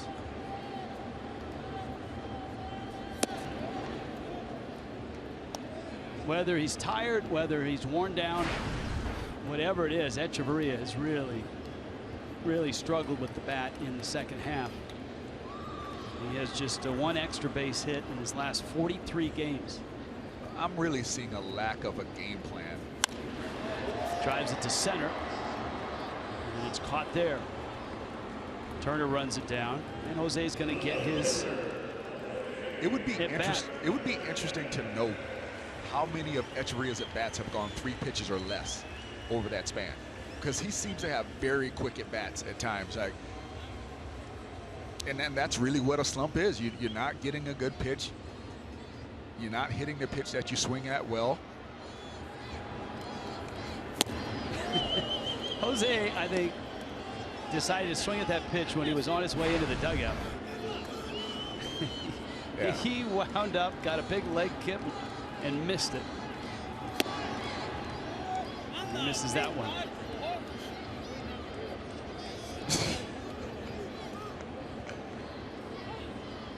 He definitely wears his heart on his sleeve. And he swung at that one, too.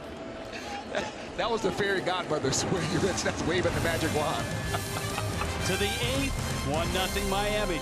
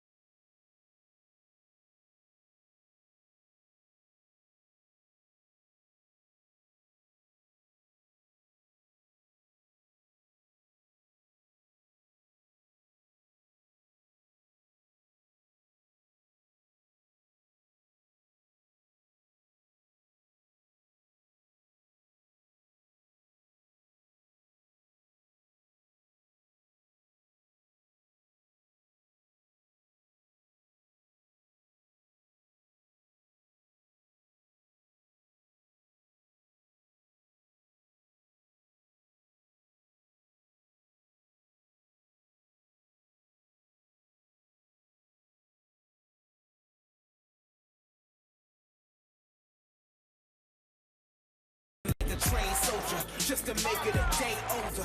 No closure, remain closer to the days when I could feel the hunger pains I knew I would take. I was made for this, and I ain't going up till I take it.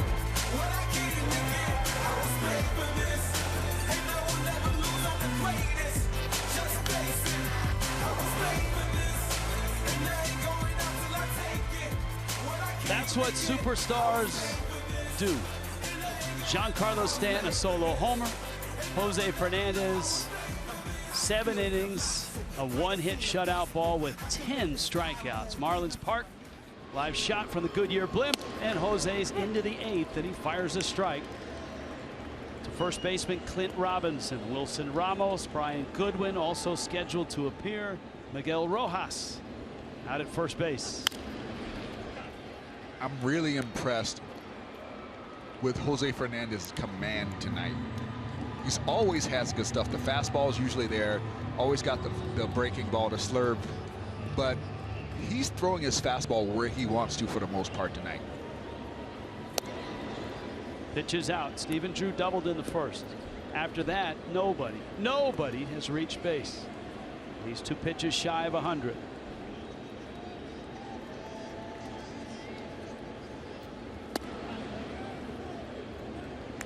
$20 straight Jose has set down.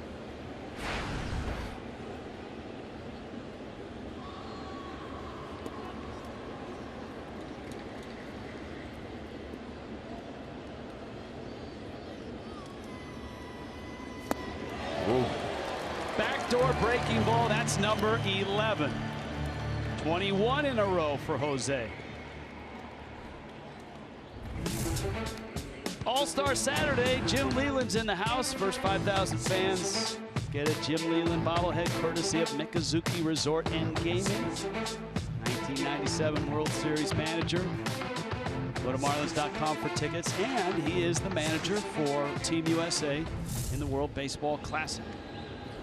Ramos dumps that one into shallow center field.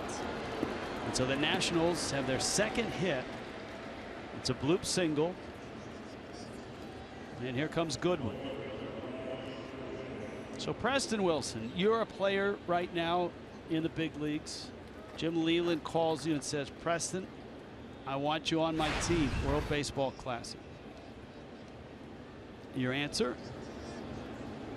I mean, my first inclination would be to say yes, but I think the things you have to keep in mind is what that player's gone through in the previous season, whether he had an injury that he needs to make sure he gets full rest from.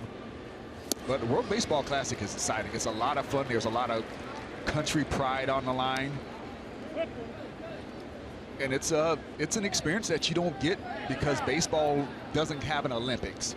So it's almost the baseball equivalent of in Olympic output. Nationals are going to pinch run for Ramos. I don't know why it took a pitch. Maybe Taylor wasn't ready. So they're going to pinch run with the count 0-1. But we'll have Jim Leland make his sales pitch on you in person. Okay, I like that. On Saturday night. Looking forward to it. That should be fun.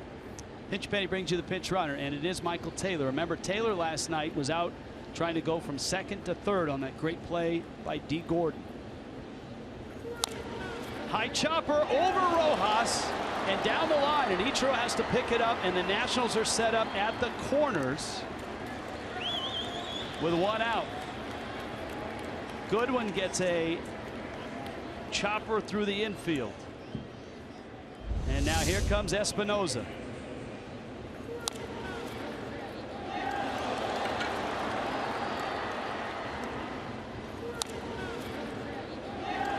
That one just over Rojas's head. So you got speed at both corners. And you have Espinoza at the plate. Espinoza has struck out. He was out trying to bunt for a hit back in the 6th. Juan Nieves is going to bring everybody in. Well, this is one of those, let's talk to everybody because we want to make sure Bear Claw is ready. And this is going to buy us some time. I am seeing that Jose Fernandez in this inning is kind of getting out in front of his breaking ball a little bit. They're starting to spin a little bit. He's not getting them out in front and driving them like he was earlier. Even the one that Ramos hit was a breaking ball that just kind of stayed there. It kind of jammed Ramos. He thought it was going to break further than it did, but it was up and up that he was able to throw it over the infield. And that was the importance of the bloop hit by Ramos. It brought Rojas to the bag to hold the runner. And if he's not at the bag, obviously that ball doesn't get through the infield. You see Daniel Murphy looming on deck. So whatever Jose's got in the tank, it's time to unload it here. Espinoza, who had the big hit last night for the Nationals. Remember, a 3-run homer against Wei-Yin Chen. Middle infield's back for 2. Fastball popped foul and out of play. And Jose going right after Danny Espinoza.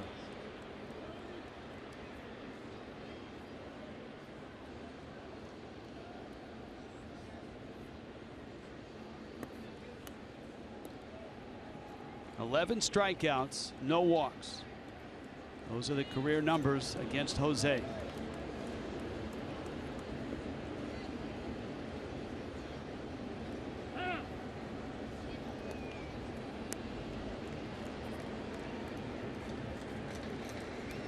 Jose's not easy to steal a bag against. He's so quick to the plate. Rojas is holding Goodwin. And Jose quickly out in front, 0-2.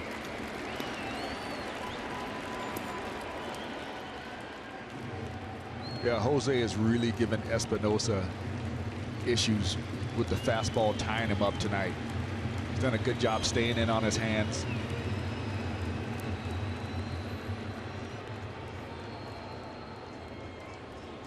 Prado even at third.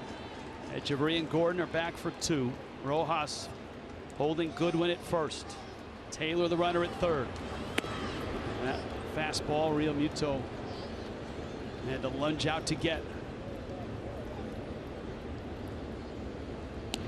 Now's the situation where you wonder, is he going to go hard in with a fastball or is he going to go change up right here to try to get Espinoza cheating a little bit? Where would you go? I would go hard in. That's where I'd go. Got him! 9-1, and a changeup away is his 12th strikeout and the biggest of the night so far. Well, those were the 2 options. You don't want to throw a guy a slider that's having trouble with your fastball, especially in a situation like this. Also, the breaking ball is the easiest pitch to hit in the air. So you go with a changeup, hopefully he runs out of bat like he did there, or you try to tie him up because he hasn't had good swings on your fastball. Great action on that changeup. And so now for Jose, his night is down to this. He has 12 strikeouts. He has a 1-0 lead.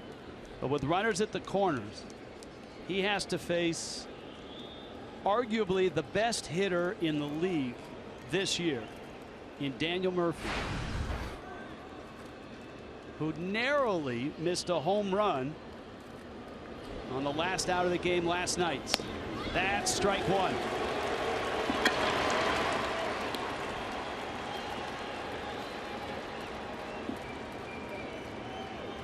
Murphy, as a Met and as a National, has seen plenty of Jose.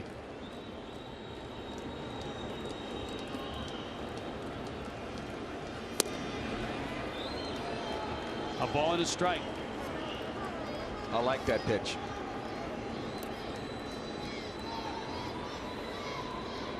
You have to make Murphy uncomfortable.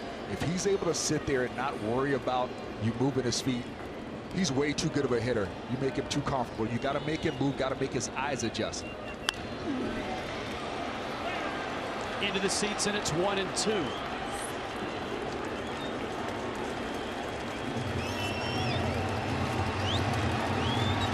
Mom on her feet.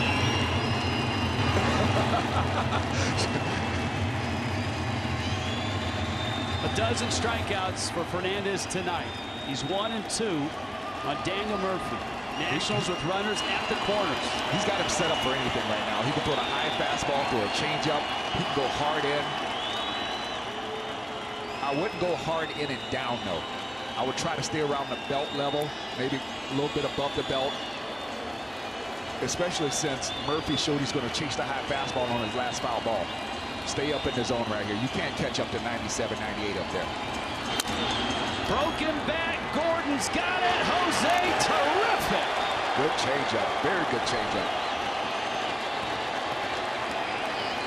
8 shutout innings, a dozen strikeouts, and he works out of trouble and gets his biggest outs here in the 8th.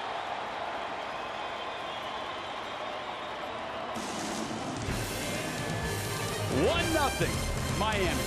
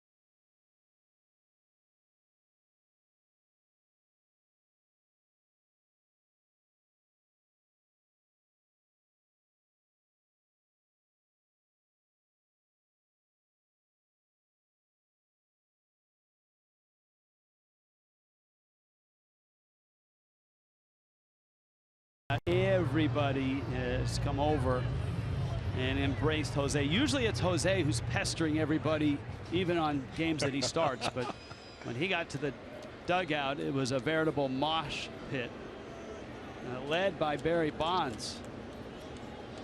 D. Gordon now. This was Bonds' reaction.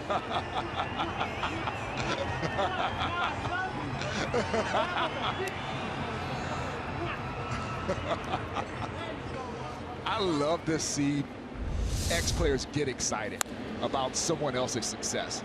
You know, a lot of times people don't realize that real baseball players, they just appreciate good baseball. Even if it's not them, they can appreciate good baseball, and it gets you excited to see the game played well. And I think Barry was just beyond excited to see Jose pitch a game that well.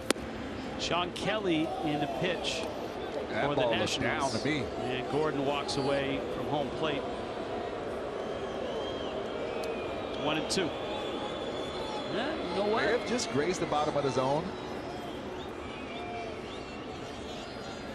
Marcell OZUNA, Martin Prado will follow.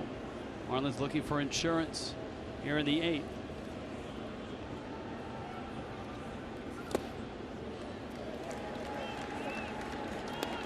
Kelly's been really solid out of the bullpen for the Nationals. Pedro Severino is behind the plate. Remember, Ramos came out for a pinch runner. There's Sean Kelly. The Nationals have 15 relief pitchers. Dusty Baker knows how to use relief pitchers. He uses a lot of them, or uses them a lot. And so he's got a lot to choose from here until the first round of the postseason. Well, that was one thing that Dusty definitely had to get better at over his managerial career, is not being so quick with the hook and going to the bullpen too early.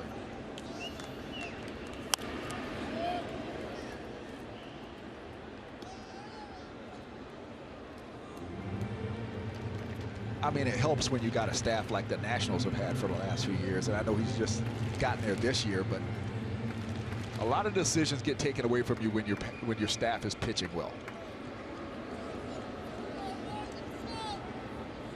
3-2, and D chases. Pitch that was out, way out. Follow the 2016 postseason with MLB.com At-Bat app. Stay up to the moment with Game Day.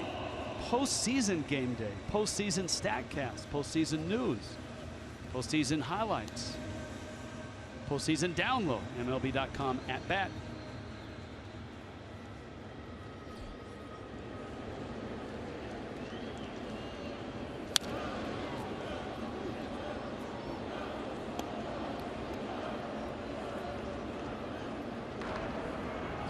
David Phelps in the bullpen, and that tells you that A.J. Ramos is probably off limits.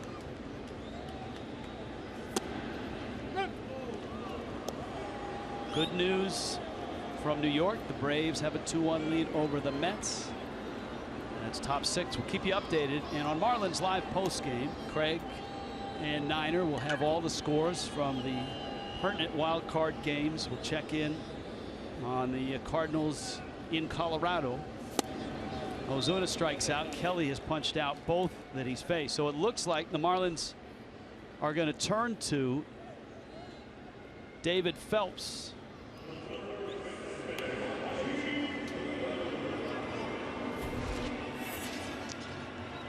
Coors Light Cold Hard Facts. Since 2012, the Nationals, of all National League teams, have been in first place more, but obviously they've not been able to get where they've hoped, and that is the World Series. Here's Prado.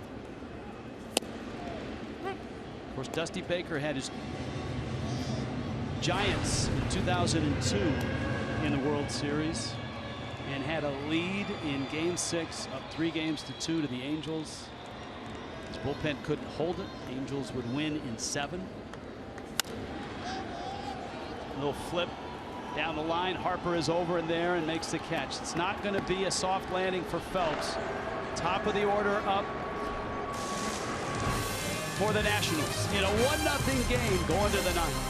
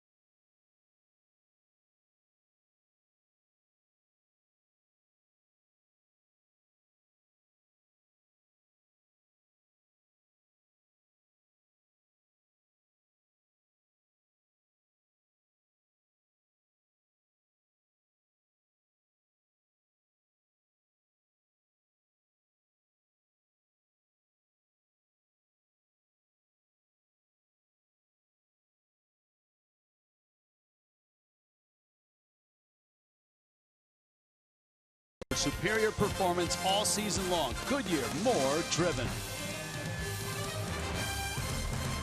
9th inning, 1-0. Marlins on top.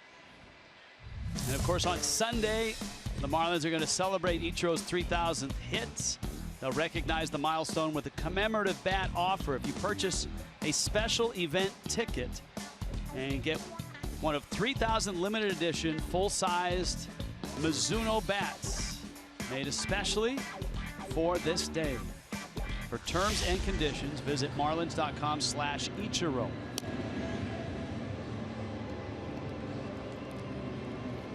Now, A.J. Ramos saved last night's game. Ramos saved Sunday's game. And he pitched on Friday. So 3 of 4 for Ramos. Don Mattingly is staying away from him tonight. Of course, he's still pitching through the pain with that finger, that knuckle that was broken. So it's David Phelps. Not Rodney, not Bearclaw, but Phelps, who gets the ball here in the 9th. Top of the order, Trey Turner, Stephen Drew, Bryce Harper. And Phelps. Yeah, Phelps is one of those guys that just seems to have a slow pulse. Like he doesn't really ever get overly excited in any situation.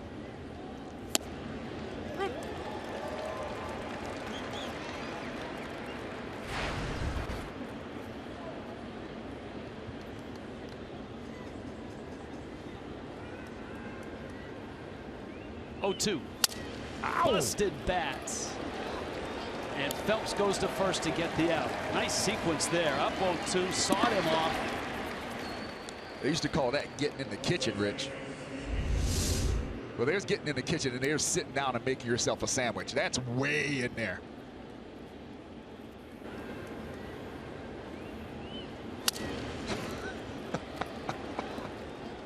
That's good stuff. When it's not you in the batter's box. Now Drew. Drew struck out twice and doubled against Jose Fernandez. Nationals 3 hits against Jose.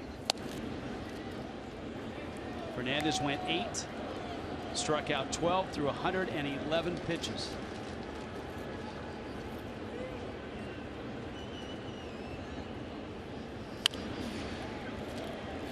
No cut on that, just to look like a 4-seam fastball.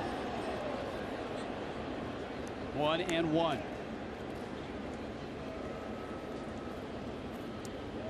I actually thought at times Phelps fell a little bit too much in love with that cutter. He's got such a good fastball. Gets the second strike. He doesn't need to be, predominantly cutter when he throws a fastball.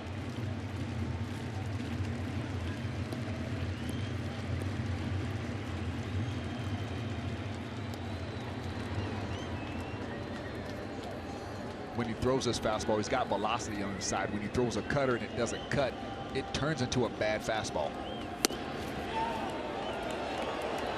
Fastball in. Crowd wanted it.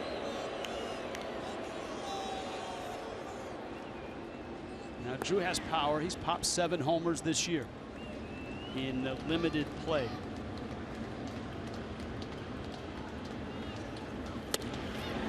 He comes in again with a fastball.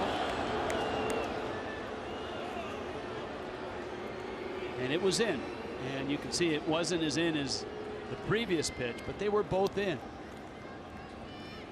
So he's 3-2 with Harper on deck. Rendon follows Harper. Off of Phelps, behind the mound, and Phelps will hold it. Drew has a hit, and Phelps is in some pain. Yeah, he wore that one.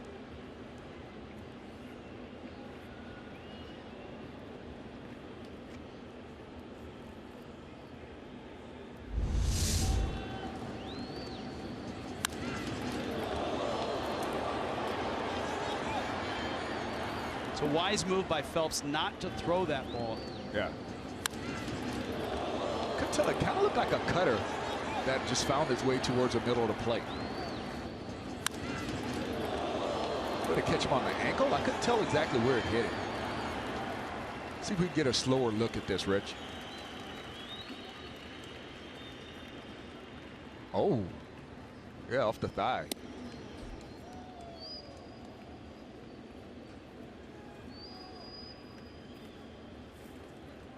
Oh, right. Or right thigh or almost off the hamstring. The back of the leg. So Phelps has thrown a warm-up toss.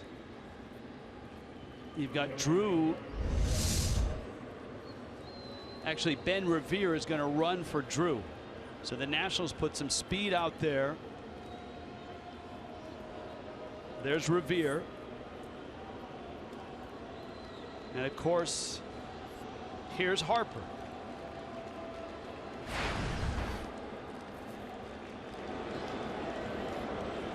Harper is lined out twice to center. So he's had some pretty good at bats tonight, and both those line drive outs to center were against Jose. He hasn't seen Phelps a lot, and he hasn't hit him in 4 at bats.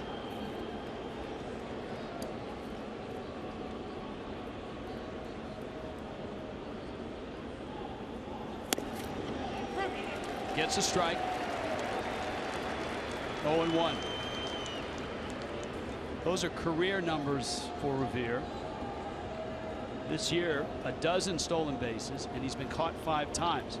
Speaking of catch, that one just off the edge on the outside corner.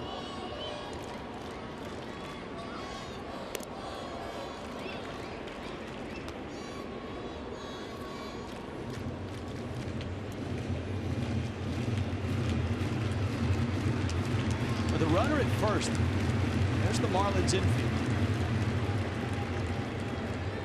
It's a shift, not major in terms of Echeverria, but significant. Phelps is picking at that corner and gets another. It's 0-2. That's right on the edge of the plate. That's the right tactic. I think you stay away from his power. His power is obviously in the middle of the plate to end. You make him hit the ball to left field.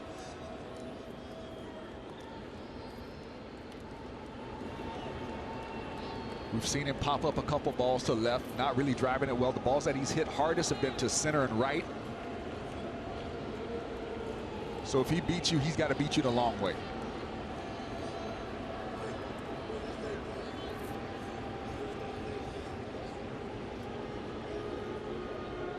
This is definitely a guy I'd stay away from the cutter with. Go four-seamer. There he is, sitting out there. I like it. It's a perfect spot. That's just a good understanding of the situation. And even though Harper's average is down this year, he's still got a lot of power. He still can pull the ball with authority. We haven't seen him drive the ball to left field. You got to understand where your strength is as a pitcher and where that hitter's weakness is. And right now, it's going the other way for Bryce Harper. The cutter got him! Outside corner. There's the cutter, and in that same neighborhood, the entire at bat. Tell you what, that's a gutsy pitch. He threw it right where he wanted it to, but it's actually a ball outside. He got a break. He kept it in that spot, and he got a break to finish the at bat.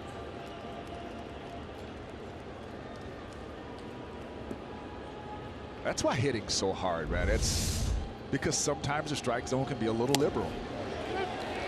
Here is Rendon now.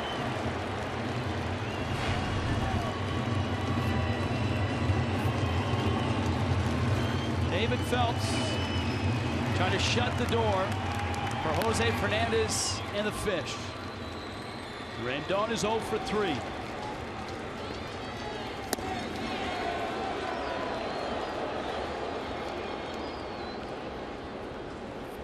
Rendon checked his swing. Pitch was called the ball, and it's 1-1.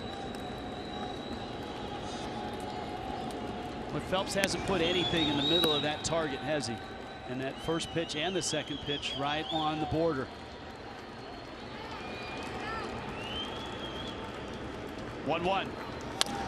Up the middle, Gordon backhands, picks, got him! Ball game! And the Marlins win a big one, a masterpiece by Jose Fernandez. A solo homer for Giancarlo Stanton. And all of a sudden, the Marlins are showing signs of life. 76 and 75. The Marlins have won the first 2 of this series.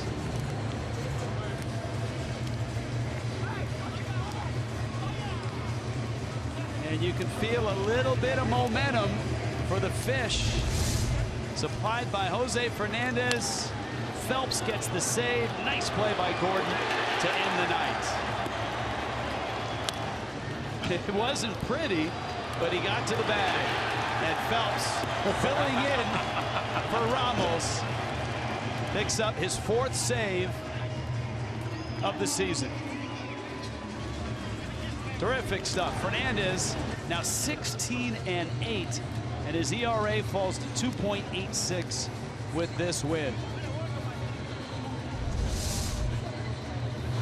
Just like you draw it up, your ace throws shutout stuff, your slugger pops one out of the park, and everybody else holds on for dear life. Marlins baseball, Fox Sports Florida is brought to you by Southwest.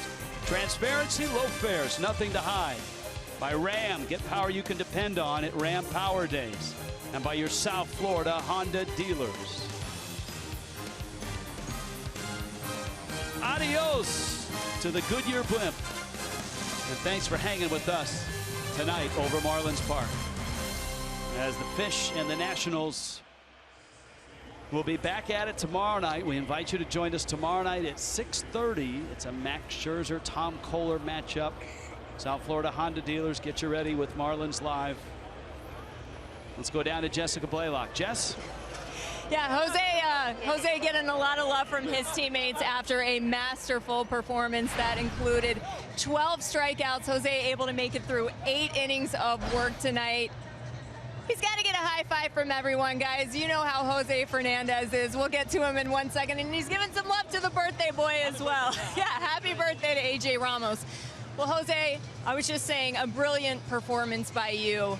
But there were no 2 bigger outs in this game for you than in the 8th inning. That strikeout of Danny Espinosa, and then you get Daniel Murphy, one of the hottest hitters in the National League, to ground out to second. What was it like for you out on the mound in that 8th inning? Thank you, babe. First of all, we all know how important this game is for us. I haven't even had time today to look at the scoreboard, see who lost or who didn't. But I'm glad that that we came out and compete, man. All due respect, I got a lot of respect for their team, their pitcher. Their hitters are tough guys. They all got through the ball well, but we came out on top, and that's all that matters. You mentioned the importance of this win. You guys are a team that are desperately trying to keep your playoff hopes alive. What did it mean to you to be able to turn in a performance like this for your team at such a critical point in the season? You think about in the off season, and it's been training, and you hope that you can get the ball in such a games like this. This is what you work for. This is what you try to do, every time. But I say, lucky to be healthy first of all. Blessed to have my teammates, that trust me and that believe in me and the work that we put in as a team. And I'm just glad that I have them. I'm just glad that I have them there behind me, and they believe in me. And your teammates, you gave JT Realmuto a hug coming off the field, and David Phelps as well. What can you say about the way that JT called the game and Phelps coming in able to close it out? It's amazing, man. And this is, I think this is the second one. We still got 12 more to go to win in a row, I hope. And great, man. Everybody played so great today, and we just find that this is good. We won. Everything is great, but we got to come out tomorrow and and do the same thing and try to win a ball game. So looking forward to it. After you came out of the game in the 8th inning, you went into the dugout with a huge smile on your face. Everyone was giving you high five, but no one had a better reception for you than Barry Bonds. I talked to Barry about the relationship between the two of you. He said, Jose is like my kid. He was having so much fun with you. What is that relationship like with Barry? He's teasing me right now. We actually were talking about yesterday. He's telling me how, how I don't have a complete game and how I can never pass a 6 or a 7. So, I really tried today to maybe throw more. But, man, lucky, just lucky, happy. That was yesterday. Look, that was yesterday. He's telling me, can't go past 7, can't go past 7. I got lucky today, and, I think that, we came out on top today, man, and I'm just just, you know, things that, you know, you take and, you know, things that you learn from, and, you know, things that he tells me how to throw to hitters. And, you know, everybody, man, everybody's putting a little bit of work. And, you know, at this point in the season, we all know what it takes, and, you know, we're trying to get there. The way that you've been able to pitch this season, especially at Marlins Park, after everything that you went through with the Tommy John surgery and coming back last year, what has it meant to you to be able to stay healthy throughout the course of the year and rack up the number of strikeouts you've been able to have as well? No, very lucky. I think that I'm very lucky to be healthy. You know, very lucky to have those guys, you know, having a great game plan. You know, Juan has been, you know, have learned so much, you know, from Donnie, from Wally, you know, everybody, man, other coaches have told me something at one point that has helped me. A lot of my teammates, you know, are giving me a lot of, you know, a lot of points here and there to, you know, to become a better player. And I think that's all I can ask for. Congratulations, Jose. What a brilliant performance, guys. Just terrific in a rather large game. Jose Fernandez with a dozen strikeouts, 111 pitches, just 3 hits, a shutout ball, 8 innings worth. And for the Marlins, now they can get in. The club is going strong. I would expect we'll have full post-game reaction from Miami's clubhouse. Don Mattingly's press conference, and Craig and Niner will bring us up to speed on all the other games in that National League wild card race. Giancarlo a blast to right, and that's all Jose and David Phelps needed. Marlins Live is next.